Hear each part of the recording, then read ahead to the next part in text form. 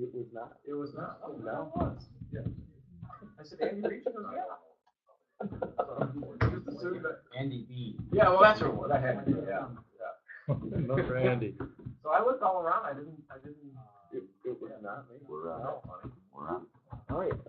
All right. Well, good morning, everyone. Welcome to session 5 of the WSGA Rules Review series. And first, my apologies for kind of musical chairs with the dates for today's session. I know first we were at 8 o'clock for today, and then we were at 8 o'clock for yesterday, and now we're at 7:30 for today. And there's a long story behind all that, but there are some reasons for that, but appreciate your flexibility in accommodating that. And I promise you that the next session will not be at some random time like 1:43 a.m. next Wednesday morning. That we're locked into 8 a.m. next Thursday. So last week we covered 3 big rules, 18 through 20.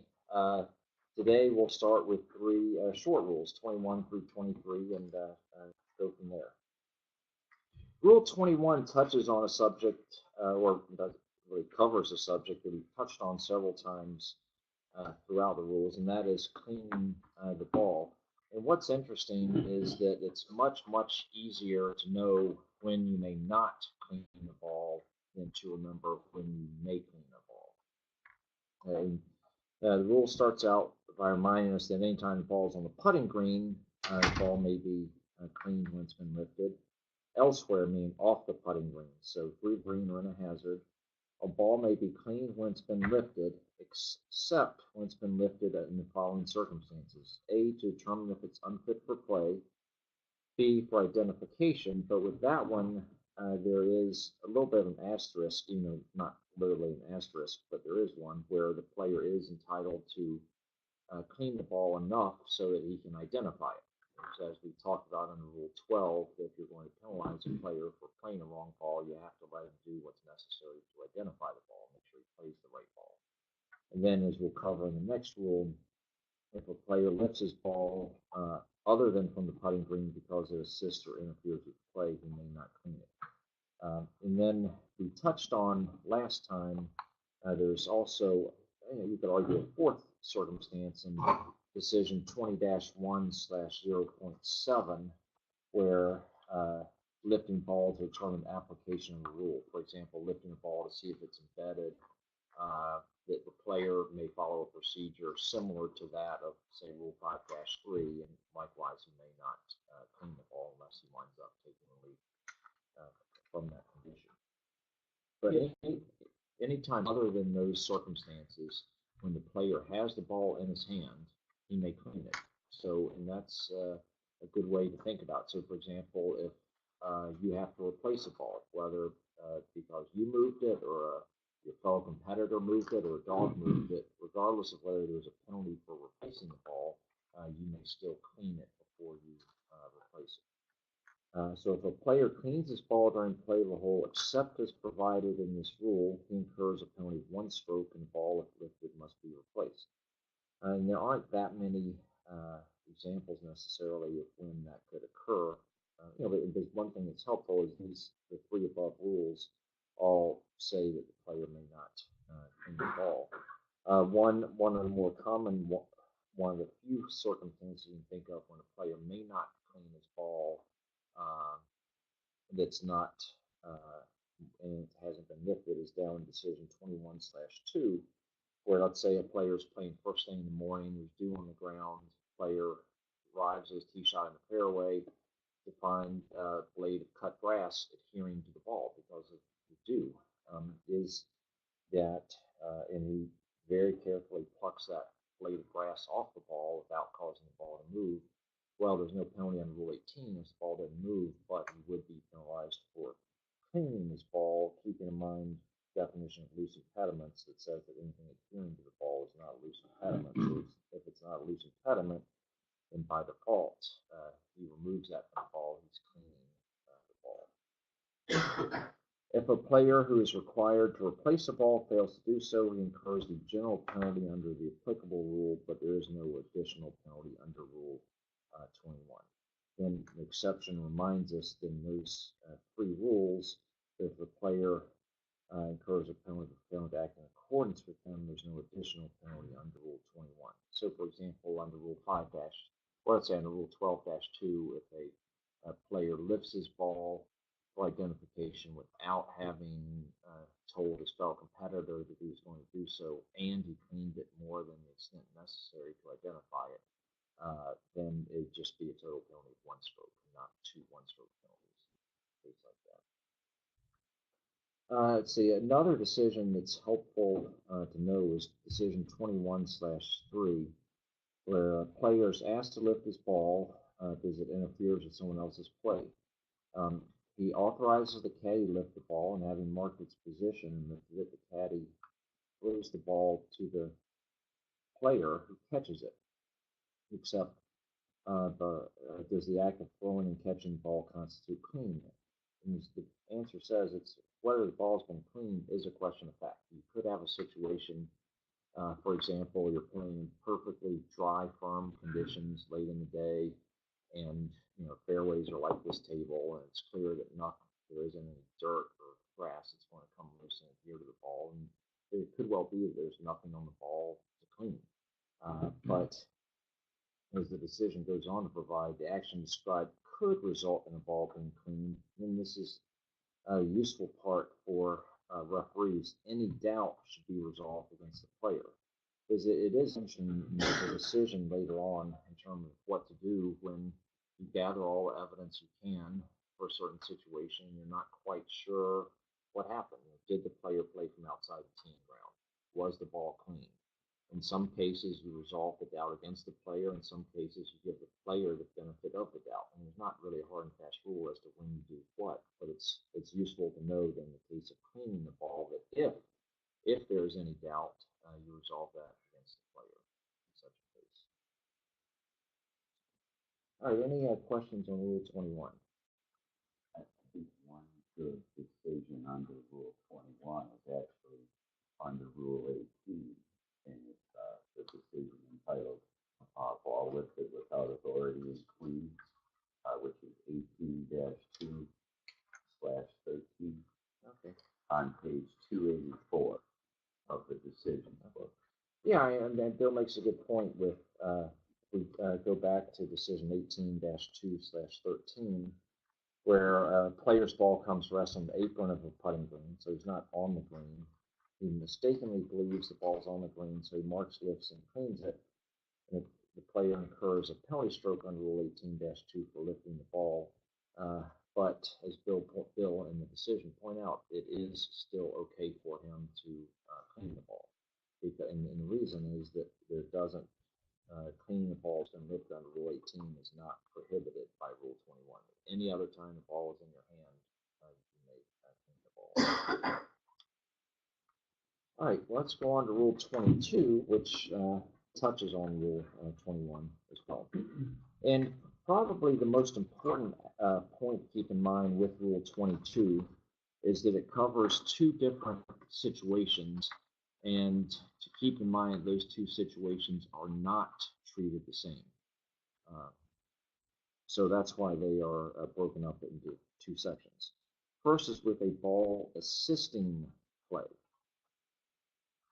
Except when a ball is in motion, if the player considers that a ball might assist any other player, he may lift the ball if it's his ball. So if, for example, if and it's somewhat hard to think of circumstances with this when the ball is not lying on the putting green. So let's say Bill and I are playing together. Bill's preparing to chip from off the putting green, and my ball is a foot beyond the hole. I could say, Bill, hey, hold on, I want to lift my ball because it might assist your play. It might serve as a backstop. So I can lift it under this rule, but we also know that I can lift my ball under Rule 16 because my ball lies on the putting green. So if it's my ball, I may lift it, or I could have any other ball lifted. So if, let's say, Bill and I are playing together, and I think that Ken's ball might assist Bill, I can require Ken to lift his ball on that basis. A ball lifted under this rule must be replaced. Now, that's another, what seems like kind of an odd sentence to have in there. And why is that sentence there? is, as we saw with Rule 20-7, if a player plays from the wrong place, he incurs the stroke play 2-stroke penalty under the applicable rule. So if I lift my ball because I think it might assist Bill's play and I don't correctly replace it, what rule have I breached? I've breached this rule. Because this Rule 22 requires me to replace the ball. And as we just saw in Rule 21, the ball must not be cleaned unless it had been lifted from the putting green. In stroke play, and only in stroke play, a player required to lift his ball may play first rather than lift. So, for example, in the case where I asked Ken to lift his ball because I think it might assist Bill, Ken might say, look, I'm only a foot away. I'm going to go ahead and finish out and tap in. In stroke play, that's okay. In match play, that's not okay. In match play, you need to play in the correct order. And then another provision unique to stroke play, it's interesting. In stroke play, if the committee determines that competitors have agreed not to lift the ball that might assist any competitor, they are disqualified. So first point, this applies only in stroke play, and it involves an agreement between two or more players. So if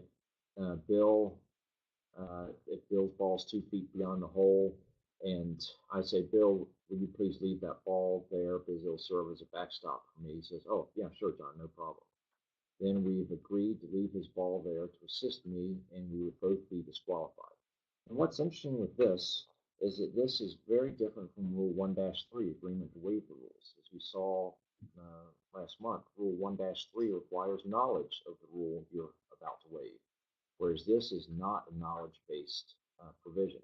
This simply says that if the players reach an agreement for that purpose, regardless of what their rules knowledge is, they are disqualified. Note that emphasizes the opening clause of the rule. When another ball is in motion, a ball that might influence the movement of the ball in motion must not be lifted.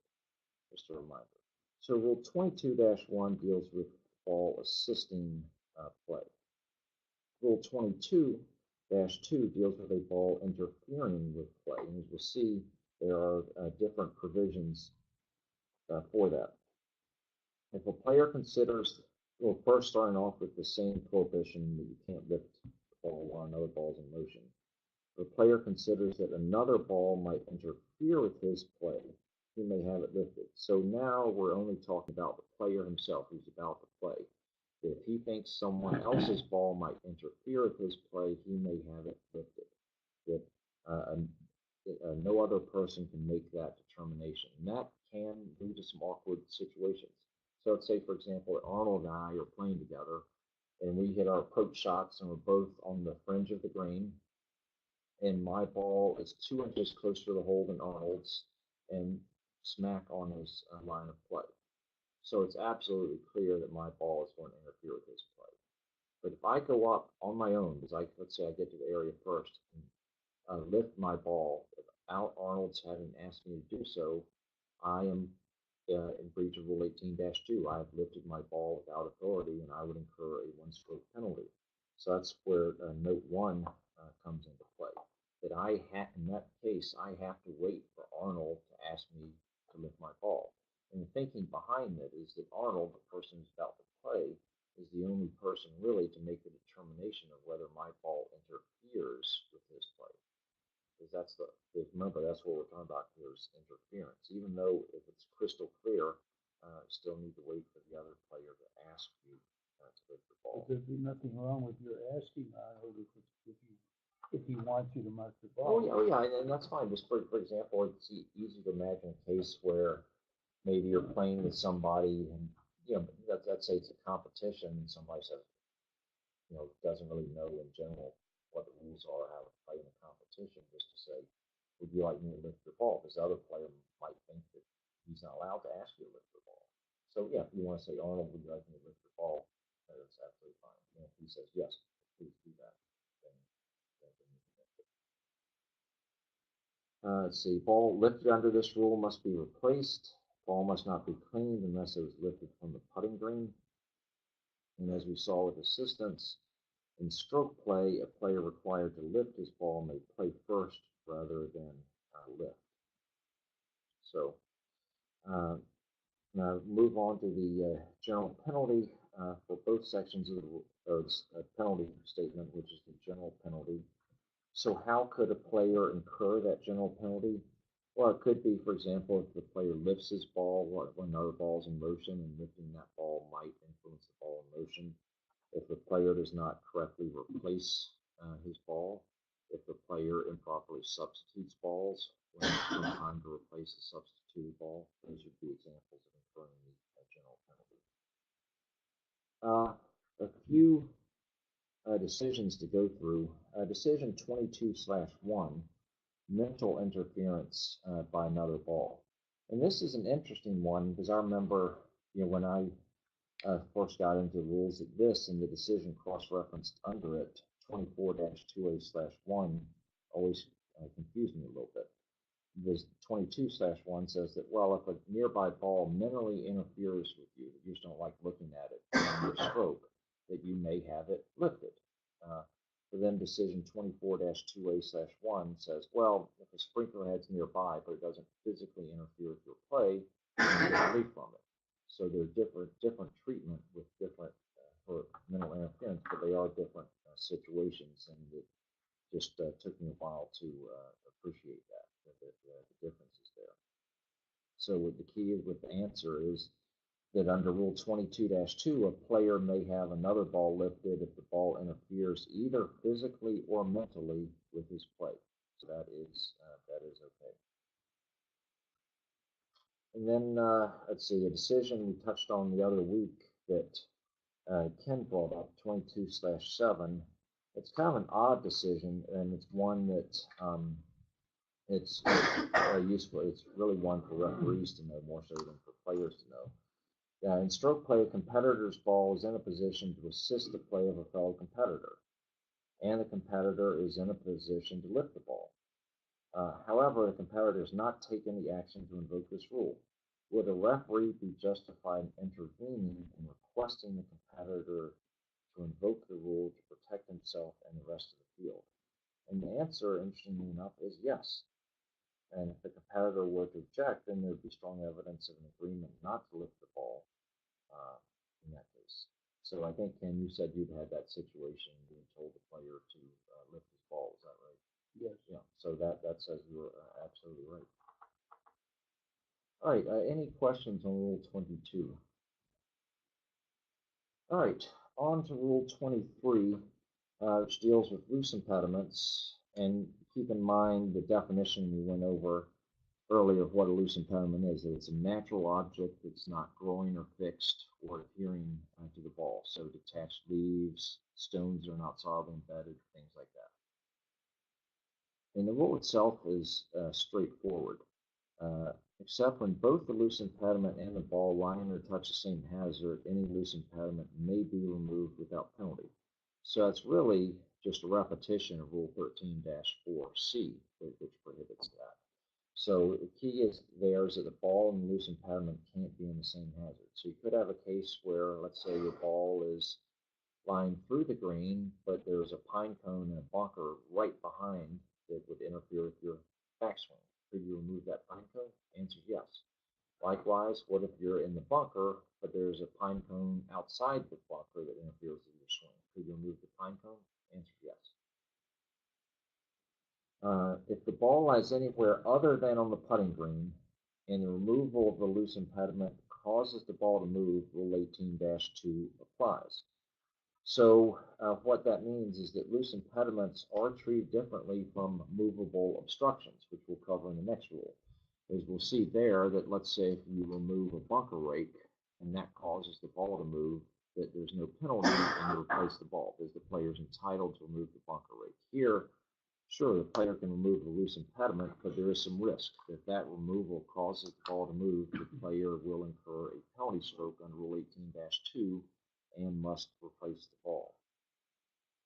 With the exception being that if this happens on the putting green, if the ball or ball marker is accidentally moved in the process of removing the loose impediment, the ball or ball marker must be replaced and there's no penalty as long as that movement was directly attributable to the removal of the loose impediment. So in other words, let's say that a player's ball on the putting green lies partially on a leaf, and the player removes the leaf, and that causes the ball to move, no penalty, replace the ball. So why is there this exception for the putting green? I think the reason is just an acknowledgement that there is a way under the rules, even without this provision, for the player to remove the loose impediment. Putting that the player could have just marked the position of the ball, lifted it, removed the loose impediment, put the ball back, and you get the same result. So if the player could get the same result for no penalty, if the player is just trying to save time without going through the process of lifting and replacing the ball, let's try to get the same result. Then, just as we saw in Rule 22, and we'll see again in Rule 24-1, when a ball is in motion, a loose impediment that might influence the movement of the ball must not be removed. So if let's say Bill and I are playing together and I hit a putt, and while my ball's in motion, Bill thinks, oh my gosh, John's ball's going to strike that leaf. And Bill, being a nice guy, runs, or perhaps being a not so nice guy, depending on what would have happened if the ball would strike the leaf, runs over and removes that leaf while my ball's in motion. Bill would incur the general penalty of loss of hole or 2 strokes in that case. And a little bit as we saw with the flagstick rule, what you make that determination based on the facts of at the moment Bill removed that leaf. But at that moment, if you were to push pause, was it possible that that removal might have influenced the movement of my ball? And you don't look at what happened subsequent to that moment to make that determination. Penalty for breach of this rule is the general penalty. So that could be incurred by, for example, removing loose impediment while ball's in motion, or by removing a loose impediment from the hazard in which the player's ball lies. So the rule itself is pretty straightforward. And what's interesting is that putting green exception, really covers more than half the rule. And has anyone here ever had that putting green exception ever come up? Yeah, I certainly haven't. So the rule, what I'm trying to say is the rule itself is very straightforward. All right, now let's look at a few decisions under here. One decision that relates to the definition that comes up with some frequency is decision 23/5. And that is, what's the status of an anthill? Is it a loose impediment? And you go back to the definition where we say that, well, insects and insect-like creatures and casting heaps made by them are loose impediments. So an anthill is a cast or heap made by an insect, and therefore a player is entitled to remove the anthill under Rule 23-1. What's interesting with that is, what's an anthill usually made of? Sand or loose soil. And ordinarily, sand and loose soil are not loose impediments except on the putting green. So this really resolves that potential conflict in the definition between those two statements by saying, first and foremost, the anthill is a loose impediment and therefore may be removed. Similarly, worm cast in the fairway. Yeah, similarly with worm cast. Exactly. And that's interesting, because then there's a decision under Rule 25 saying, okay, what about molehills? Molehills are made out of loose soil. Could you remove a molehill? Well, no, because a mole is not an insect. So it is a little bit confusing to say, okay, anthills you may remove, but molehills you may not remove, even though they might be made of composed of the same material.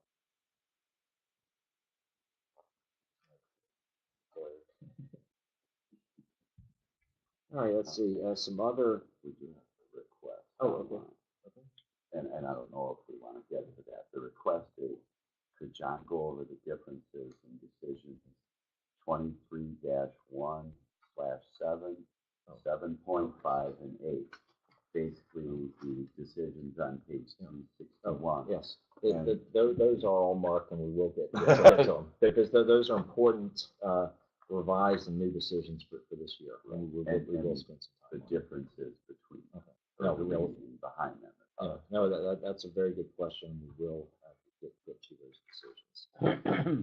Let's see. On the way, decision 23-1/3 just talking a little bit before we started about the Tiger ruling in Phoenix back in 1999 when he had some spectators help him move Boulder. And the decision, which had been around for decades, is very clear. May spectators, caddies, fellow competitors, etc., assist a player in removing a large loose impediment? The answer is yes. And that decision, as I said, predates the Tiger ruling by many decades. And what's interesting is, I'm sure a lot of you remember, is that there's quite an uproar from that correct ruling, and the players didn't think, or TV viewers, some players, etc., didn't think that that was appropriate. And what's interesting is going back to look at the history of that decision. Think of how did that decision even come to be? And it was an old R&A decision, and it was an R&A decision, but it involved a mixed foursome tournament, where the question was whether, say, a partner or even the opponents or fellow competitors could help a player remove I think it was a tree limb that had fallen down.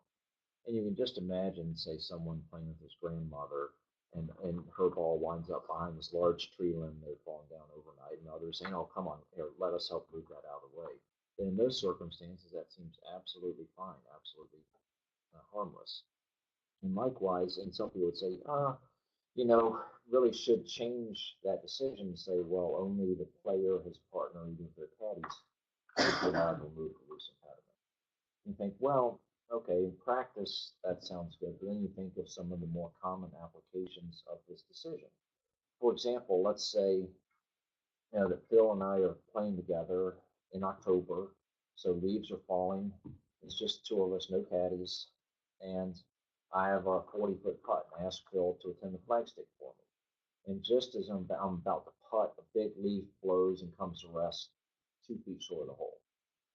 So with this decision, I can ask Phil, would you mind removing that leaf? He'll say, sure. But if we were to change it to say that only my partner or caddy could remove that leaf, then I would have to walk 38 feet up, remove that leaf, walk 38 feet back, and play. During that time, another leaf is probably fallen there. So so that's an example of sometimes you need to be willing to accept the results of the very extreme ends. And the Tiger ruling was about as extreme as you could get. But on the other hand, think how ridiculous it would be to change that leaf ruling on the putting green, which is a much more common situation. So just mention that as some background as to why that decision is the way it is. In fact, a year or two after that happened, I also heard from David Stabler, who's now with the WSGA, who related an interesting story he had at his club one morning that one player, and not making this up, a player had recently had some sort of heart condition or heart surgery. He was playing with Dave and 2 other members and hit his ball near a tree branch that had fallen overnight. And if what if the rules had said no, only the player himself may remove that tree branch? Imagine the outcry from people saying, wait a minute, you want this person literally to risk his life by removing this cumbersome tree branch when the other 2 people could, easily, with 2 fingers each, get it out of the way. Wouldn't that make the rules look a little silly? So, all right, now let's look at a series of decisions, starting with 23-1/6 and going through 23-1/8. That some of these are old, one is revised, and a couple are revised, and one is new. And it should close the loophole, or close some question marks that people have had over a number of years as to when a player is allowed to remove a loose impediment, or when a player might be required to replace a loose impediment in various circumstances. And these are very realistic situations that it's helpful as referees to know, because you're often asked this. We'll start with the 2 easier ones, 23-1/6. So let's say that through the green, a player is taking relief from a cart path, and you're a referee and asking him, and he asks you for help. You're assisting him, and before he drop, and you measure the nearest point of relief, you measure the one club length drop area, and before he drops the ball, he asks you if he could remove, say, some leaves from that area or some pine straw. And the answer for his decision is yes, you may. So that when you're going to drop a ball in an area, you may remove loose impediments from it. And one way to think of this is under Rule 23, or rather Rule 13-2, the player is improving the area in which he's to drop a ball, but there's nothing under Rule 13-2 that prohibits him from doing so by removing loose impediments. So that's okay to do. Now, the next one, a little more complicated, but still fairly basic, 23-1/6.5. Through the green, a player taking relief under rule drops his ball, and the ball rolls more than 2 club lengths. So he redrops under Rule 20-2C, gets the same result. So now he's going to place the ball where it landed on the second drop. Before he places the ball, may he remove loose impediments on or around that spot on which the ball is to be replaced. So now, it's important to keep in mind with this decision the distinction between placing and replacing. As we talked about last week, that replacing means placing the ball back on the original spot. That placing means either placing the original ball on some other spot or placing a substitute ball on the original spot. So in this case, the player is placing the ball where it landed on the second drop. Another example could be perhaps under Rule 20-3D, when the place ball won't come to rest and has to place it somewhere else where it will come to rest. Whereas would apply, may he remove loose impediments? The answer is yes. So those are straightforward. Now we're going to look at several decisions that talk about what to do if the loose impediment is moved in the process of lifting the ball, or when the ball has to be replaced, whether you're allowed to remove loose impediment before you replace the ball. So let's go through them one by one. Keep in mind the first two in particular are a little bit of a pair with some differences between them. Decision 23-1/7 deals with the ball in a hazard and a loose impediment in the hazard. So the loose impediment in the hazard is moved in the process of the player lifting his ball under rule that requires him to replace the ball. So, for example, let's say he lifted the ball to identify it. So before he replaces his ball, or before he makes his next stroke, is the player required to replace the loose impediment before that next stroke? Well, and keep in mind what's important with this decision is the fact that the ball lay in a hazard. So ordinarily in a hazard, not allowed to touch or move loose impediments. So the player is going to be required to replace the loose impediment. If he fails to do so, he incurs the loss of hold penalty in match play or 2 strokes in stroke play on the basis that failing to do so in effect circumvents Rule 13-4C. The Rule 13-4 prohibits him from removing that loose impediment in the first place. So there's not going to be a penalty for simply having moved it, because the movement was incidental to an act allowed by the rules, the lifting of the ball. However, to make sure that he doesn't get away with just a terrific break, and as the decision says, one that would essentially circumvent Rule 13-4, he needs to replace the loose impediment. Isn't that somewhat consistent with Rule 12-1B2?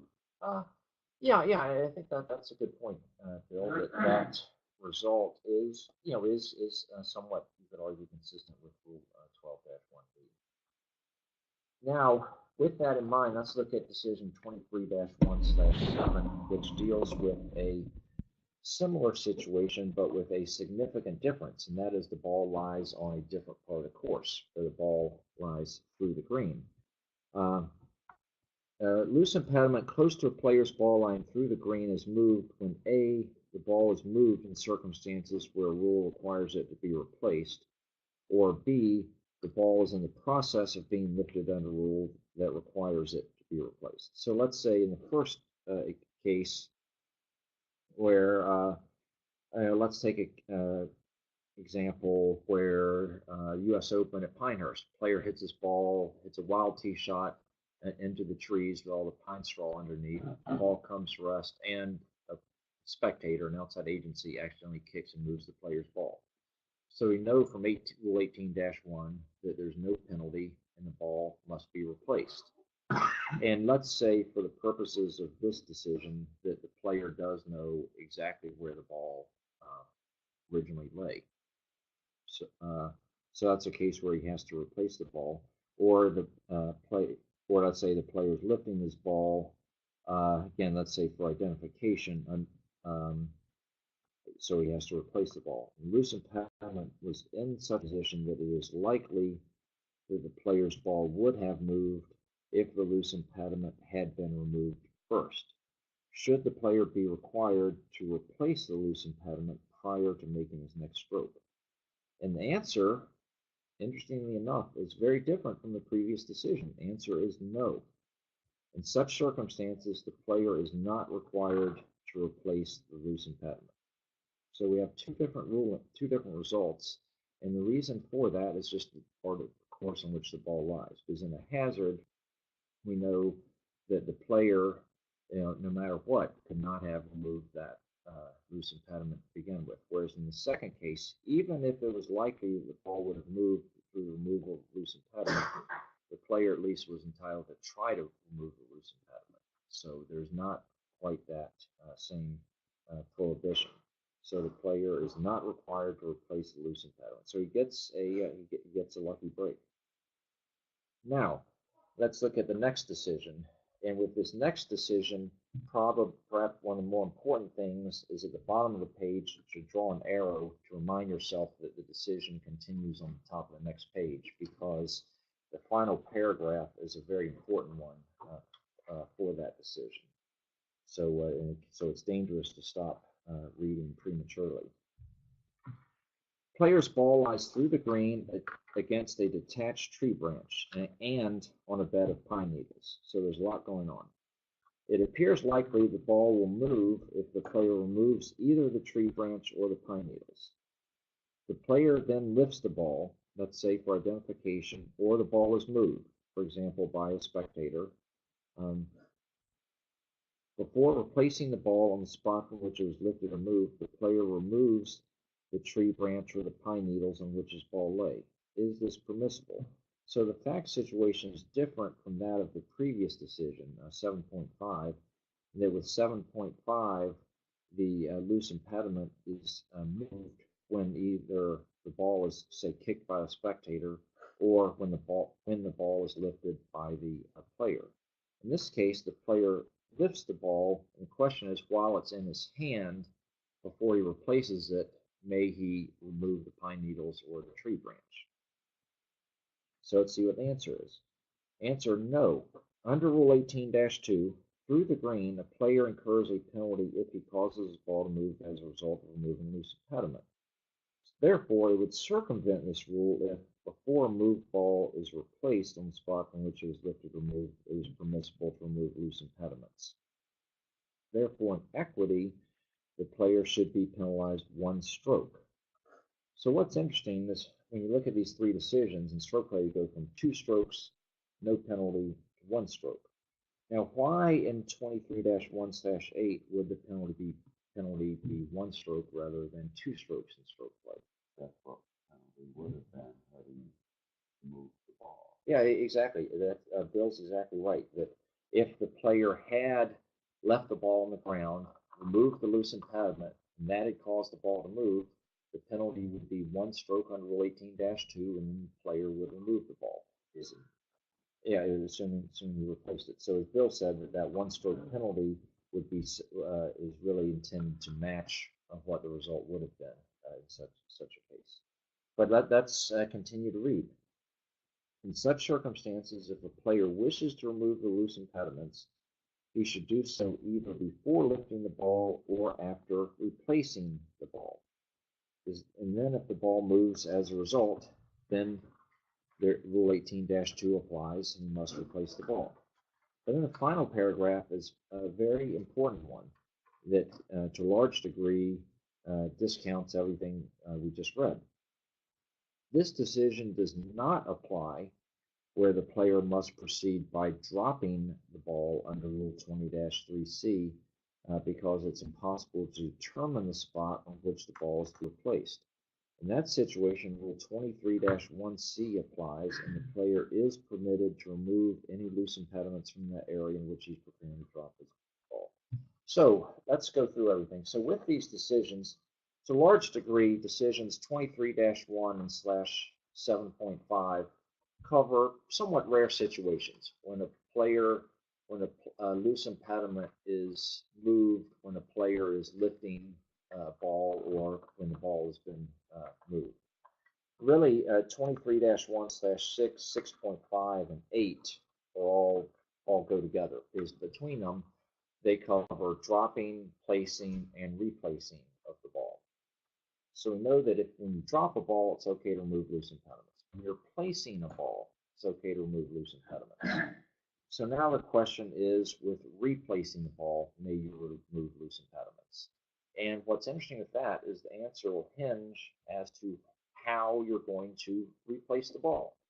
That if you do know the exact spot on which the ball lay, then you may not remove the loose impediments. So say the case at Pinehurst, player, it's a wild shot into the trees, spectator kicks the ball before the player replaces the ball, could he remove the loose impediments? And the answer is, well, if the player knows exactly where the ball was, if the spectator is able to say, oh, I know it was right there because it was somehow the spectator knows exactly where it was, then he may not remove loose impediments before replacing the ball. However, and it's a big however because it covers I would say, the majority of the situations. In that case, with a spectator, odds are that the player is not going to know exactly where the ball was. So therefore, under Rule 20-3C, how's he going to replace the ball? He's going to estimate where the ball was and drop it. What's interesting with that is that now if he's going to replace it by dropping it, then we go back to decision 23-1/6, which says that the player may remove the loose impediments in that case. So in other words, again, when you're replacing a ball, whether you may remove loose impediments depends as to the method of replacement. If you know the exact spot, you may not remove the loose impediments. If you do not know the exact spot and you're going to have to drop the ball, then you may remove the loose impediments. But those decisions, as I said, especially /6, /6.5, and /8 are good ones to know because those questions come up a lot. All right. Any questions on Rule 23? Yeah. I have a question on spider web. Oh, yeah. In 23-5.5, there was a question on one of the practice tests in the WSGA workshop, and it dealt with spider webs adhering to a tree, and it said there that you could remove those spider webs. Suppose Bill and I talked about this a little bit. Suppose the spider web was attached to the ball. Oh. Is that, it says anything, a ball, anything, or not? Let's see. So it's an interesting question. So we know that if a spider web is attached to a tree, it's still considered to be a cast made by an insect-like creature, and therefore may be removed. So then the question is, if the spider web is attached to the ball, would it be the same ruling? And well, it does say, in the final sense, and it's a good question. And this, a web made by spiders considered to be a cast made by an insect and is also a loose impediment, even if attached to another object. So I think we'd have to say ball is another object. So therefore, even if it is attached to the ball, because of this, it would still be a loose impediment. So it could be removed. Yeah, Jim. To what extent can you include the spot in which you're going to drop your ball?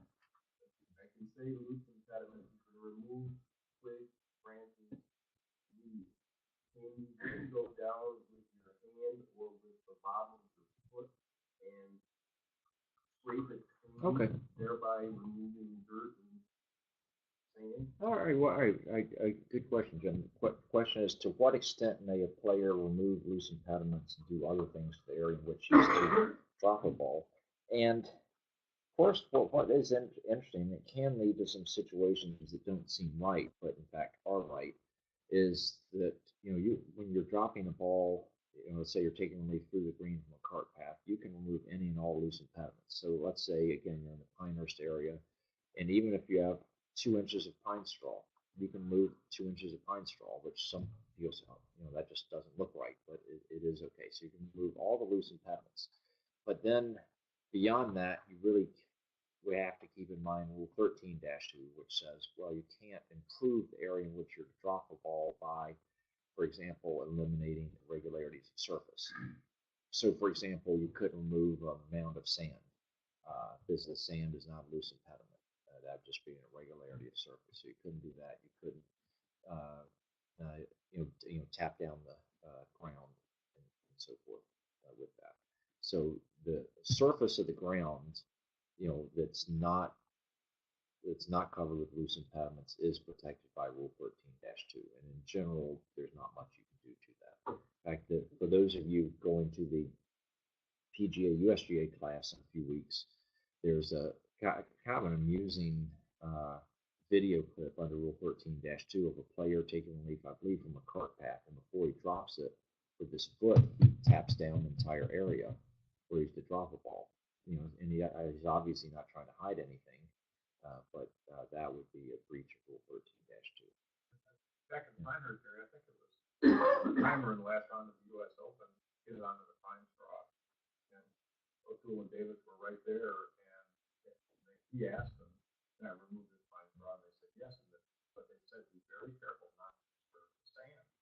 So it's almost impossible to remove the pine straw without disturbing and removing. Yeah, there was an interesting ruling with Keimer on the fourth hole. It was the third or fourth round. And I saw it on television. I couldn't quite tell what it was. That might be what you're talking about, where he hit his tee shot way left into the trees, and he was against this almost a mound of pine straw that maybe had been deposited there from rain.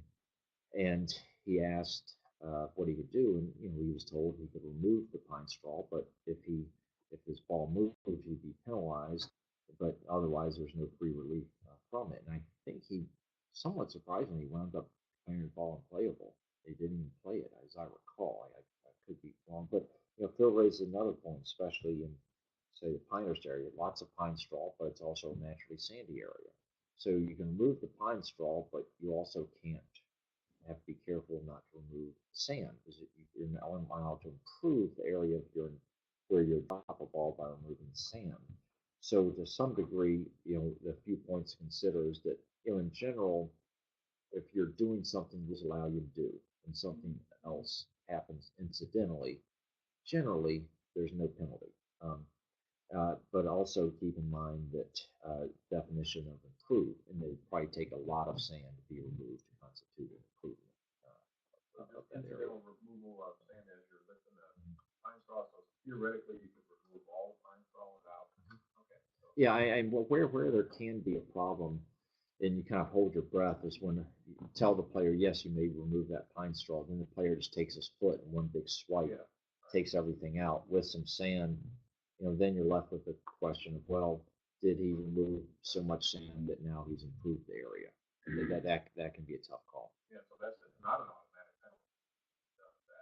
Yeah, it's not automatic penalty just for removing sand from the area. It largely will come down to, well, was so much sand removed that it was a true improvement. Yeah. What would be the difference between using pine and what would be the difference between that?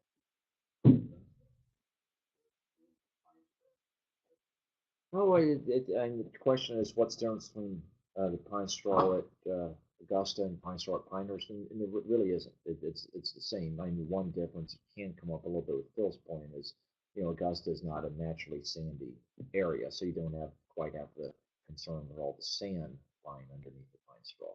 But otherwise, it's the same thing. That I remember. I don't remember when Nick Faldo beat Greg Norman in 1996 at Augusta. I think it was the third round. Faldo's ball was just off the back left of the 12th green with some pine straw around it. And there was a great clip where they had zoomed in and they showed how carefully he was trying to move the pine straw from around his ball. And the same rules would apply. Yeah, Paul. A story that I recall, Sam Snead playing in the U.S. Open at Medina and came up to a situation and he tried to blow a bug off the ball and was penalized.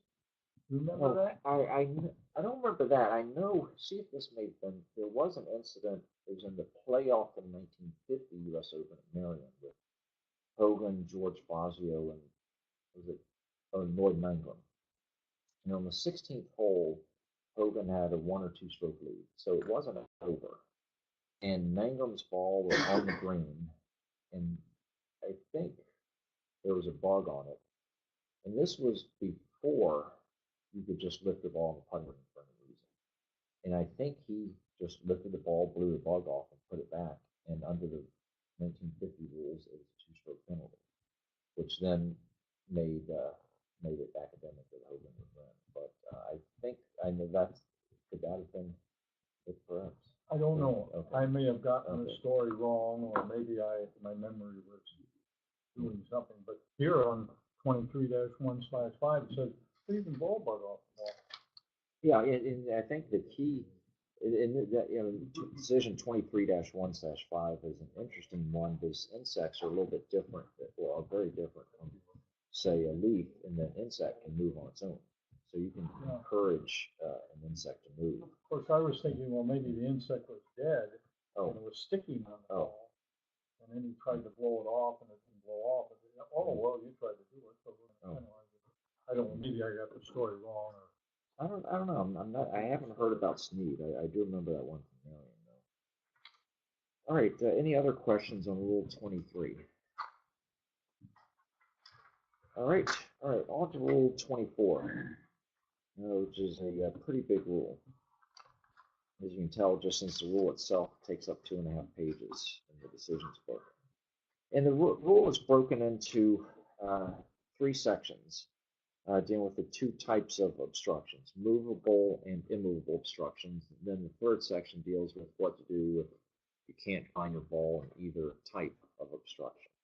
So first we'll deal with movable obstructions. And let's remember that an obstruction is something that is artificial. So loose impediments are natural objects that we just covered, and obstructions are artificial, man-made objects. The relief procedure for a movable obstruction is pretty straightforward, and it's broken down depending as to, in the relief procedure, depends as to whether the ball lies in or on that obstruction. First, in 24-1A, if the ball does not lie in or on the obstruction may be removed. If the ball moves, it must be replaced. There is no penalty as long as the movement of the ball is directly attributable to the removal of the obstruction. Otherwise, Rule 18-2 applies. So a common example of that, whether inside or outside a bunker, is a ball that comes to rest against a bunker rake. So the ball is still, say, touching the turf or the sand, but the ball is against the bunker rake. The player removes the rake, ball moves. In that case, the movement of the ball is directly attributable to the removal of the rake, so no penalty, and the ball must be replaced. So now, keeping in mind Rule 20, how does the player replace the ball? Well, if he knew exactly where the ball was, he's going to replace it on that spot. If he does not know exactly where the ball was, and this happened through the green or in a hazard, how would he replace it? He would estimate where the ball was and drop. So with this, it's worth noting that the rule does not require the player to mark the position of his ball before removing the obstruction. In part, because Rule 20-1 just says you have to do that only when you're lifting the ball. You have to replace it. In this case, the player's not lifting the ball, but it could well be to his advantage to mark the position of the ball so that if the ball does move, he'll know exactly where to replace it. On the other hand, may have told the story before, former colleague at USGA was playing with another colleague ball was against a bunker rake on a steep slope of the bunker. When the player went to remove the bunker rake, he intentionally looked the other way. Moved the bunker rake, and the ball rolled down the bunker face. And the bunker face was compacted sand, so there was no trail or any mark in the sand indicating where the ball was. So, well, so then what happens is he says, yeah, well, look, I don't know exactly where the ball was, so now I have to drop it. So he drops it, and he feels that if it rolls less than 2 club lengths, and say perhaps down to a flatter part of the bunker, so be it. And then, as you can imagine, there's a debate saying, well, wait a minute, but you intentionally didn't know the spot where the ball was. Well, you could argue that, is that sneaky? Yes. Is it contrary to the spirit of the rules? Probably not. But, that's a case where knowing the rules can't help you. I guess that does beg the question, because under Rule 20-1 it says the position of the ball must be marked before it is lifted under a rule that requires it to be replaced. Is it possible to replace by placing the ball on the spot from which it was lifted under this movable obstruction rule without having marked its position? And I say that in the example that you gave, would the trail of the sand give you enough evidence to place the ball on an exact spot without having marked it? Yeah, so Bill's question is whether it's possible to replace a ball in such a situation by placing it, even if you did not mark the position of the ball. Answer to that is yes, for the reason you give, that a lot of times in sand, you can see just from the trail of sand, or the trail of the ball made in the sand after it started moving, where the ball started, where it originally lay. In which case that is often, not always, but often sufficient to say, okay, we do know exactly where the ball was, so just place it on that spot.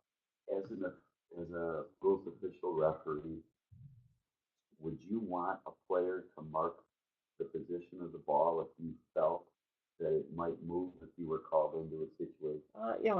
That's the type of thing that, as a referee helping a player with such a situation, I think it's a good idea to say, it could be helpful if you mark the position of the ball, and then if he just says, no, forget it, and by the way, please look the other way, while I remove this, I don't think you can necessarily fault him. Perhaps hire him as a rule. Either that or as an accountant. Ooh.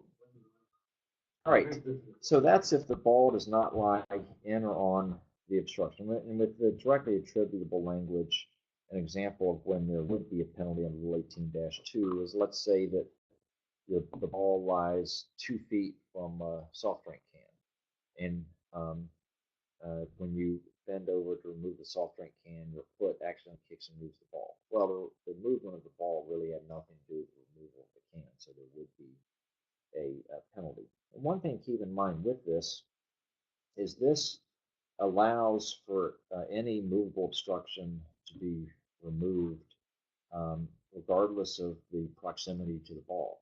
So, for example, if there's let's say there's a directional stake in the middle of the fairway, it's 20 yards in front of you, you could remove it.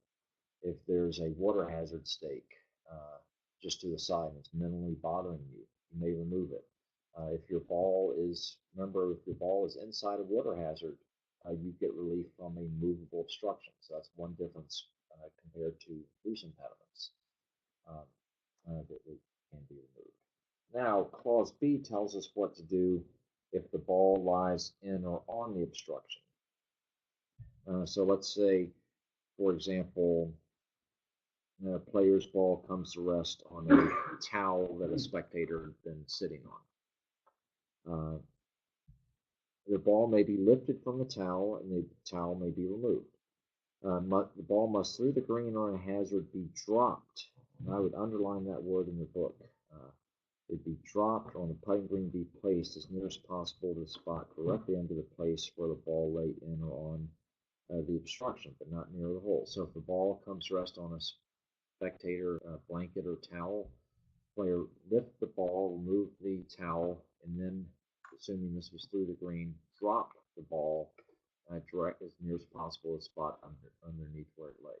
That some people make the mistake of having the player place the ball, but it's important to keep in mind that the player will drop the ball.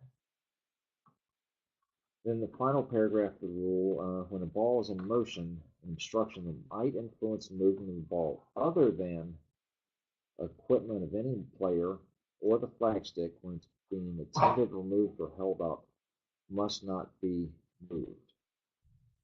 So, because that exception in the middle of the sentence can be a little confusing to understand. So what does that mean? Let's say if Bill and I are playing together and I hit a shot and my ball looks like it might strike my bag or Bill's bag. Bill can rush over and move that bag while the ball's in motion, regardless of whose golf bag it is. And then with the flagstick, by process of elimination, so a flagstick, if it's being attended, removed, or if it has been removed, or if it's being held up, may be moved while ball's in motion. So by process of elimination, what type of flagstick may not be removed while ball's in motion? An unattended flagstick in the hole. So, for example, if let's say I'm 60 feet away from the hole, but on the putting green, and I know that and Bill's hasn't quite gotten to the green; he's still raking a bunker, and I know that there's no chance I'm going to come close to striking the flagstick. So I go ahead, in the interest of time, I go ahead and putt without having Bill attend to remove that flagstick. But then while my ball's in motion, Bill gets up in the green and says, "Oh my gosh, John's ball might strike this flagstick in the hole. It's unattended." Bill rushes over and removes that flagstick. Well, in that case, even though Bill's trying to be a good guy, let's say if he's my fellow competitor, he would incur a 2-stroke penalty for removing an unattended flagstick in the hole when it happened while my ball's in motion and might have influenced my ball in motion. So when the flagstick is removed and placed on the ground, it's considered to be offended. Well, it's not whether a removed flagstick is considered to be attended can depend as to exactly when the removal took place. For example, it's not considered to be attended if, say, Ken, you and I are playing together, and before either one of us putt, I remove the flagstick and just set it on the ground, and let's say you putt. So it's not an attended flagstick, but it is a removed flagstick, and a removed flagstick. And this was a change, and I believe for 2004, that a removed flagstick can now be lifted. That was the old rule with a fellow competitor trying to be a nice guy. Used to get a 2-stroke penalty. Yeah, exactly.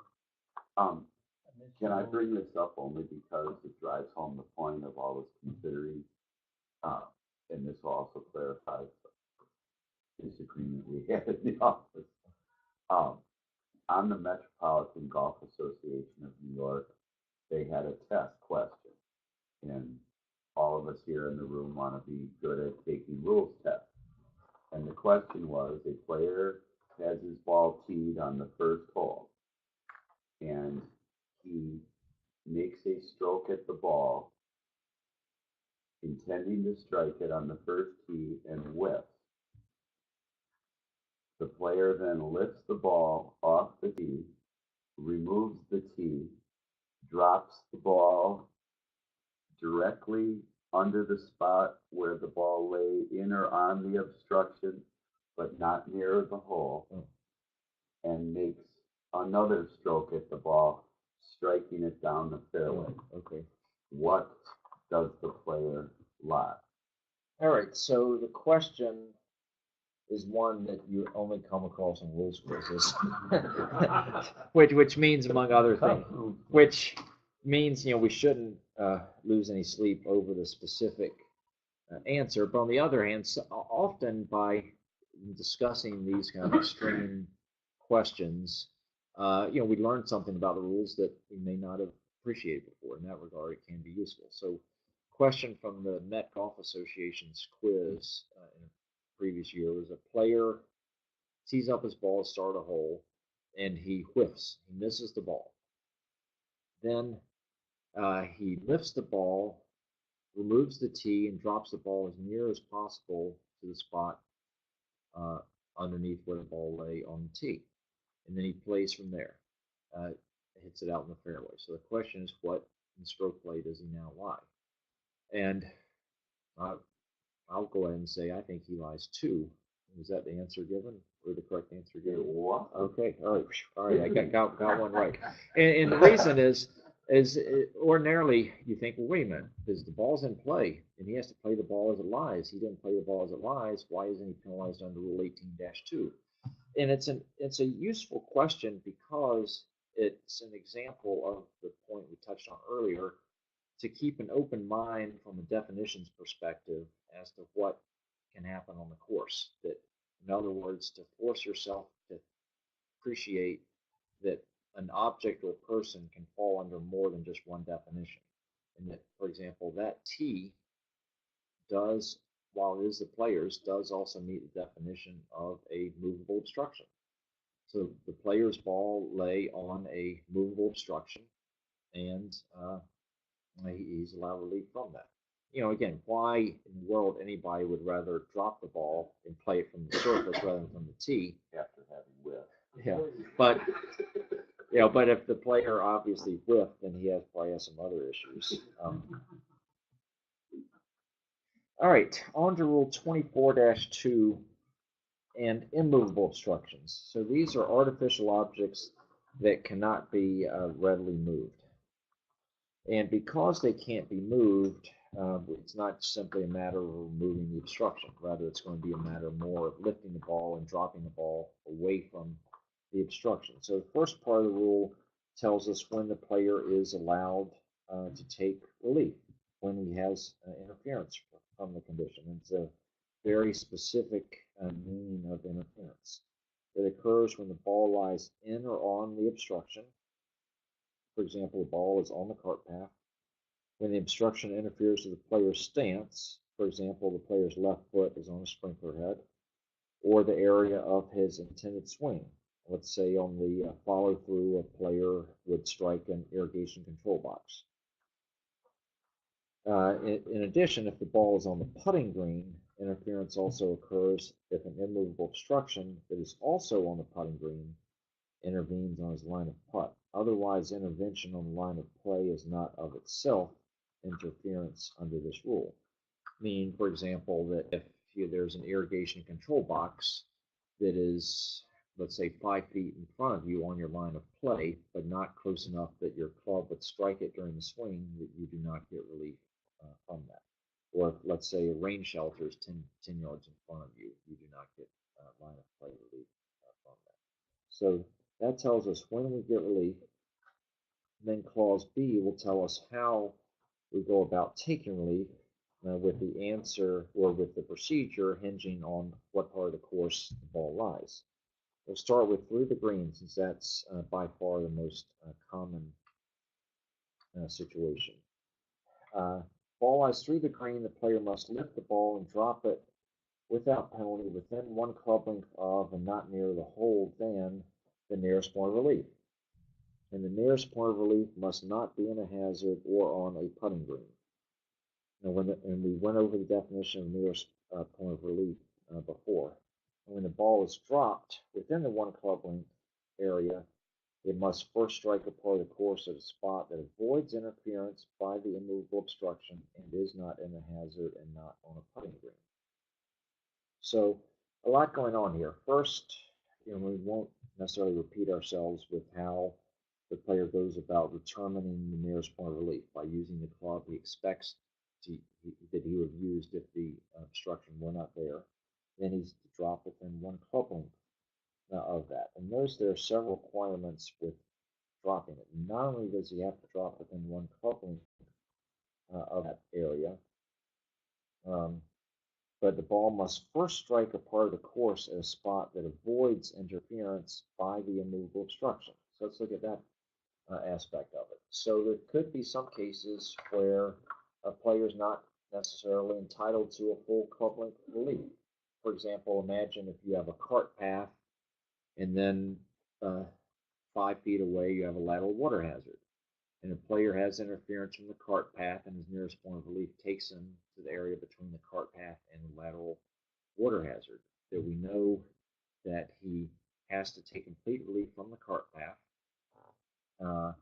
But what if the amount of space between the cart path and the hazard is such that he has only half a club length that would grant him, that would keep him the ball outside the hazard, but would also provide him complete relief from the cart path? Then that's where he has to go. And one way to look at it is all the players truly entitled to under this is a nearest point of relief. He's not necessarily entitled to a full club length. In some cases, he might have only 6 inches within which to drop the ball. But if he doesn't have even that nearest point of relief, then that means he has to look somewhere else for that. And so the ball must first strike a part of the course at a spot that avoids interference by the immovable obstruction. And that mentioned somewhat of a subtle point that can come up, and as referees need to have sharp eyes for, is that, and even with very good officials, good majority of time they will miss this. But let's say if you're dealing with a small obstruction, or as we'll cover in the next rule, let's say a small area of casual water, that let's say you have a player's taking relief from a sprinkler head in the middle of the fairway. So he determines his nearest point of relief.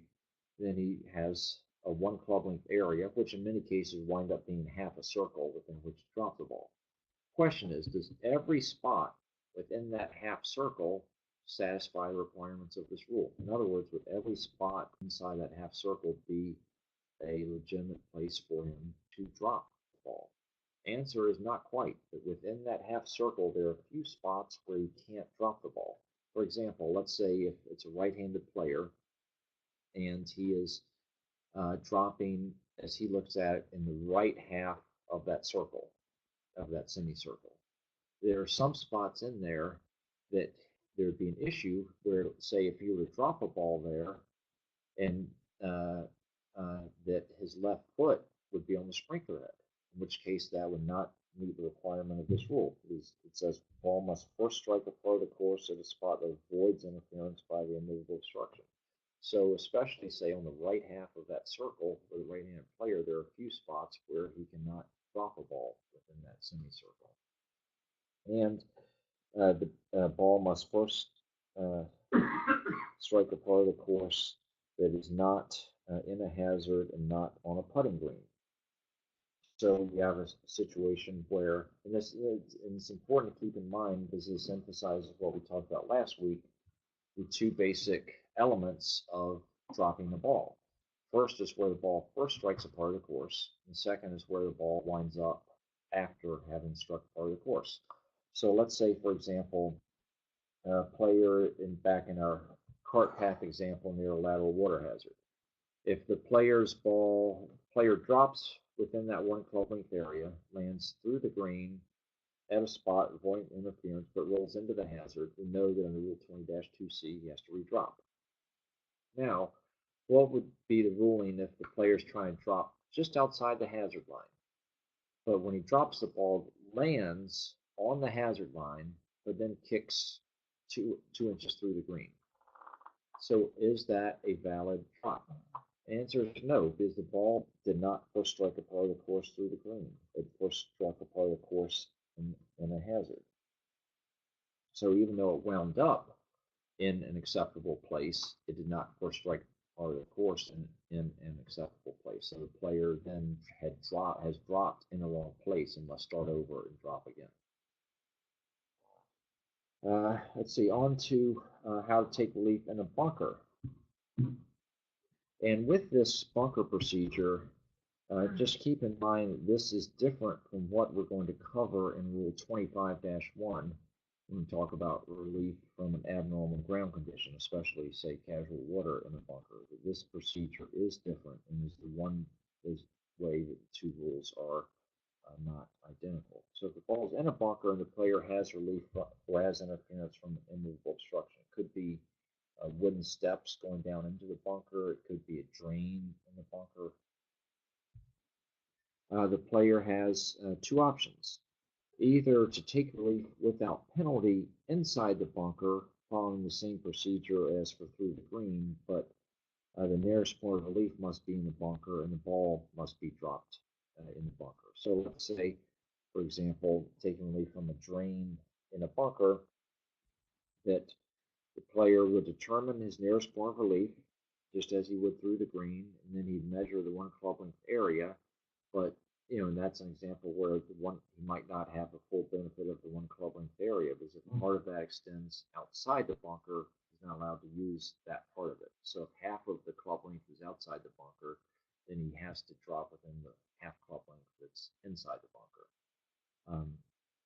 So you do that, and he would be dropping the ball. And yes, often you get unfriendly lies when you drop a ball in bunkers. So that is what the rule requires. Or with a penalty stroke, the player may drop outside the bunker, keeping the point where the ball lay directly between the hole and the spot on which the ball is dropped. So he could come directly outside the bunker for one penalty stroke. So those are the two options. One difference we'll see in the next rule 25 is that there is no provision for the player to take maximum available relief in the bunker, as he can do, as we see, especially with casual water. So that's just one difference to be aware of. On the putting green, occasionally you see putting greens that are perhaps just because of their size or shape might have a drain or sprinkler head actually on the putting green itself. If the player has interference, including intervention on his line of putt, he may lift the ball and place it at the nearest point of relief, not in a hazard, and that nearest point of relief could be off the putting green. So in this case, there is no one club length. He's going to place it at the nearest point of relief. And if this happens on the teeing ground, let's say a player hits a tee shot, strikes a tree, comes back to rest inside the teeing ground, now he's standing on a sprinkler head, then the player would really follow the same procedure for a ball lying through the green. So now we have an interesting exception that can lead to some difficult rulings, certainly some of the more difficult rulings that referees are asked to make. The exception provides that a player may not take relief under this rule if A, interference by anything other than an immovable obstruction makes the stroke clearly impracticable. So what would be an example of that? Let's say a player's ball is wedged between two tree roots, and to play the ball, he'd be standing on a cart path. Well, a good way to look at that is to say, well, if the cart path were not there, would the player still play the ball? And if it's wedged between two big roots, the answer is no. He would deem the ball unplayable. In that case, the player is not entitled to relief under this rule. Second part of the exception is that a player may not take relief if interference by an immovable obstruction would occur only through use of a clearly unreasonable stroke or an unnecessarily abnormal stance, swing, or direction of play. Then, in other words, that the player may not contrive some method of making a stroke just to give himself interference from the obstruction. And with that in mind, let's look at a pair of decisions, 24-2B/17 and 24-2B/18 on page 380. Because they'll give us an idea as to when a player is and is not entitled to relief. And then, for that matter, the decision at the top of the page, 24-2B/16 as well. Let's say we'll start with /16. Player's ball lies between two exposed tree roots. The ball is clearly unplayable due to the roots. An immovable obstruction is located so that it would interfere with the player's backswings if the player could play the ball. He claims he's entitled to relief. Is he correct? No, he's not. He's not entitled to relief because it's clearly, what rule say? It's clearly impracticable for him to make a stroke because of interference from the tree roots. Now let's look at /17, which deals with the second half of the exception. The right-handed player's ball is so close to a boundary fence on the left of the hole that the player, in order to play towards the hole, must play left-handed. In making a left-handed stroke, the player's backswing would be interfered with by an immovable obstruction. Is the player entitled to relief from the obstruction? And again, a good way and a simple way look at this exception is to say, okay, if the obstruction were not there, what would the player do? First, could he still play a stroke? Secondly, if so, how would he play the stroke? So in this case, if the obstruction, let's say it's a cart path, were not there, would he play it left-handed? In this case, it sounds like he would. So as the decision provides, the player is entitled to relief since the use of an abnormal left-hand stroke is reasonable in the circumstances. So then it raises the interesting question of, okay, how does the player actually go about taking relief? Well, the proper procedure is to take relief for the left-hand stroke, and then after he takes relief for the left-hand stroke, he could then use a normal right-hand stroke for the next stroke. And if the obstruction interferes with the swing or stance for the right-hand stroke, then the player may take relief for the right-hand stroke. And we'll get into another decision that talks about how the player can wind up in a new situation, either play the ball as it lies or take relief again. So with this decision, the key point is that left-hand stroke is a reasonable one given the circumstances. That is how the player would have played the ball even if the obstruction were not there. Now let's contrast that with the next decision. A right-handed player's ball is in a poor lie. A nearby immovable obstruction would not interfere with a normal right-hand swing, but it would interfere with a left-handed swing. The player says he wishes to make his next stroke left-handed, and since the obstruction would interfere with such a stroke, he is entitled to proceed under Rule 24-2B. May he do so? Answer is no. If the only reason for the player to use the left-hand stroke is to escape a poor lie, then use of an abnormal left-hand stroke is clearly unreasonable, and the player is not entitled to relief. So it's a good way to look at it. And as officials, there can be tough times. There can be tough rulings involving this exception. Some officials, rather than agonizing and giving themselves ulcers, will really just put the responsibility back on the player and say, if the player is trying to say, yes, this is how I would play the shot, even if the obstruction were not there, say, look, could you go into the locker room at the end of today and look every other player in the eye and say, yes, if that cart path were not there, that is how I would have played the shot. And if you're comfortable with that, if you truly believe that, then okay, you get relief. That, and I think that's a pretty good way to do it because it's difficult as officials, or it's awkward, really, to call a player in effect a liar. If the player says, no, no, this is really how I would play the shot, then it's awkward to tell the player, I'm sorry, I just don't believe you. And especially say, for example, I'm a 7 handicapper, and if I'm telling a +2 handicapper, no, I don't think you can hit that shot, am I really in a position to make that determination? It can be tough. So in a lot of ways, it's a close call. Putting it back on the player himself and his conscience is a fair way to do that. Yeah, Gene. I had a situation many years ago. I'll see if I can reconstruct it from memory. Okay. Playing a ball in a tree root area, which was questionable to be played. And the player looked at it and he said, well, I can play this shot. And his fellow competitor looked, wow, that's tough. I mean, that looks like it's unplayable. Well, there's a junction box next to when he takes a stance and puts it in the junction box. He said, well, I should get relief because I can play this ball. And his fellow competitor says, that ball is not playable. Now there's a difference of opinion.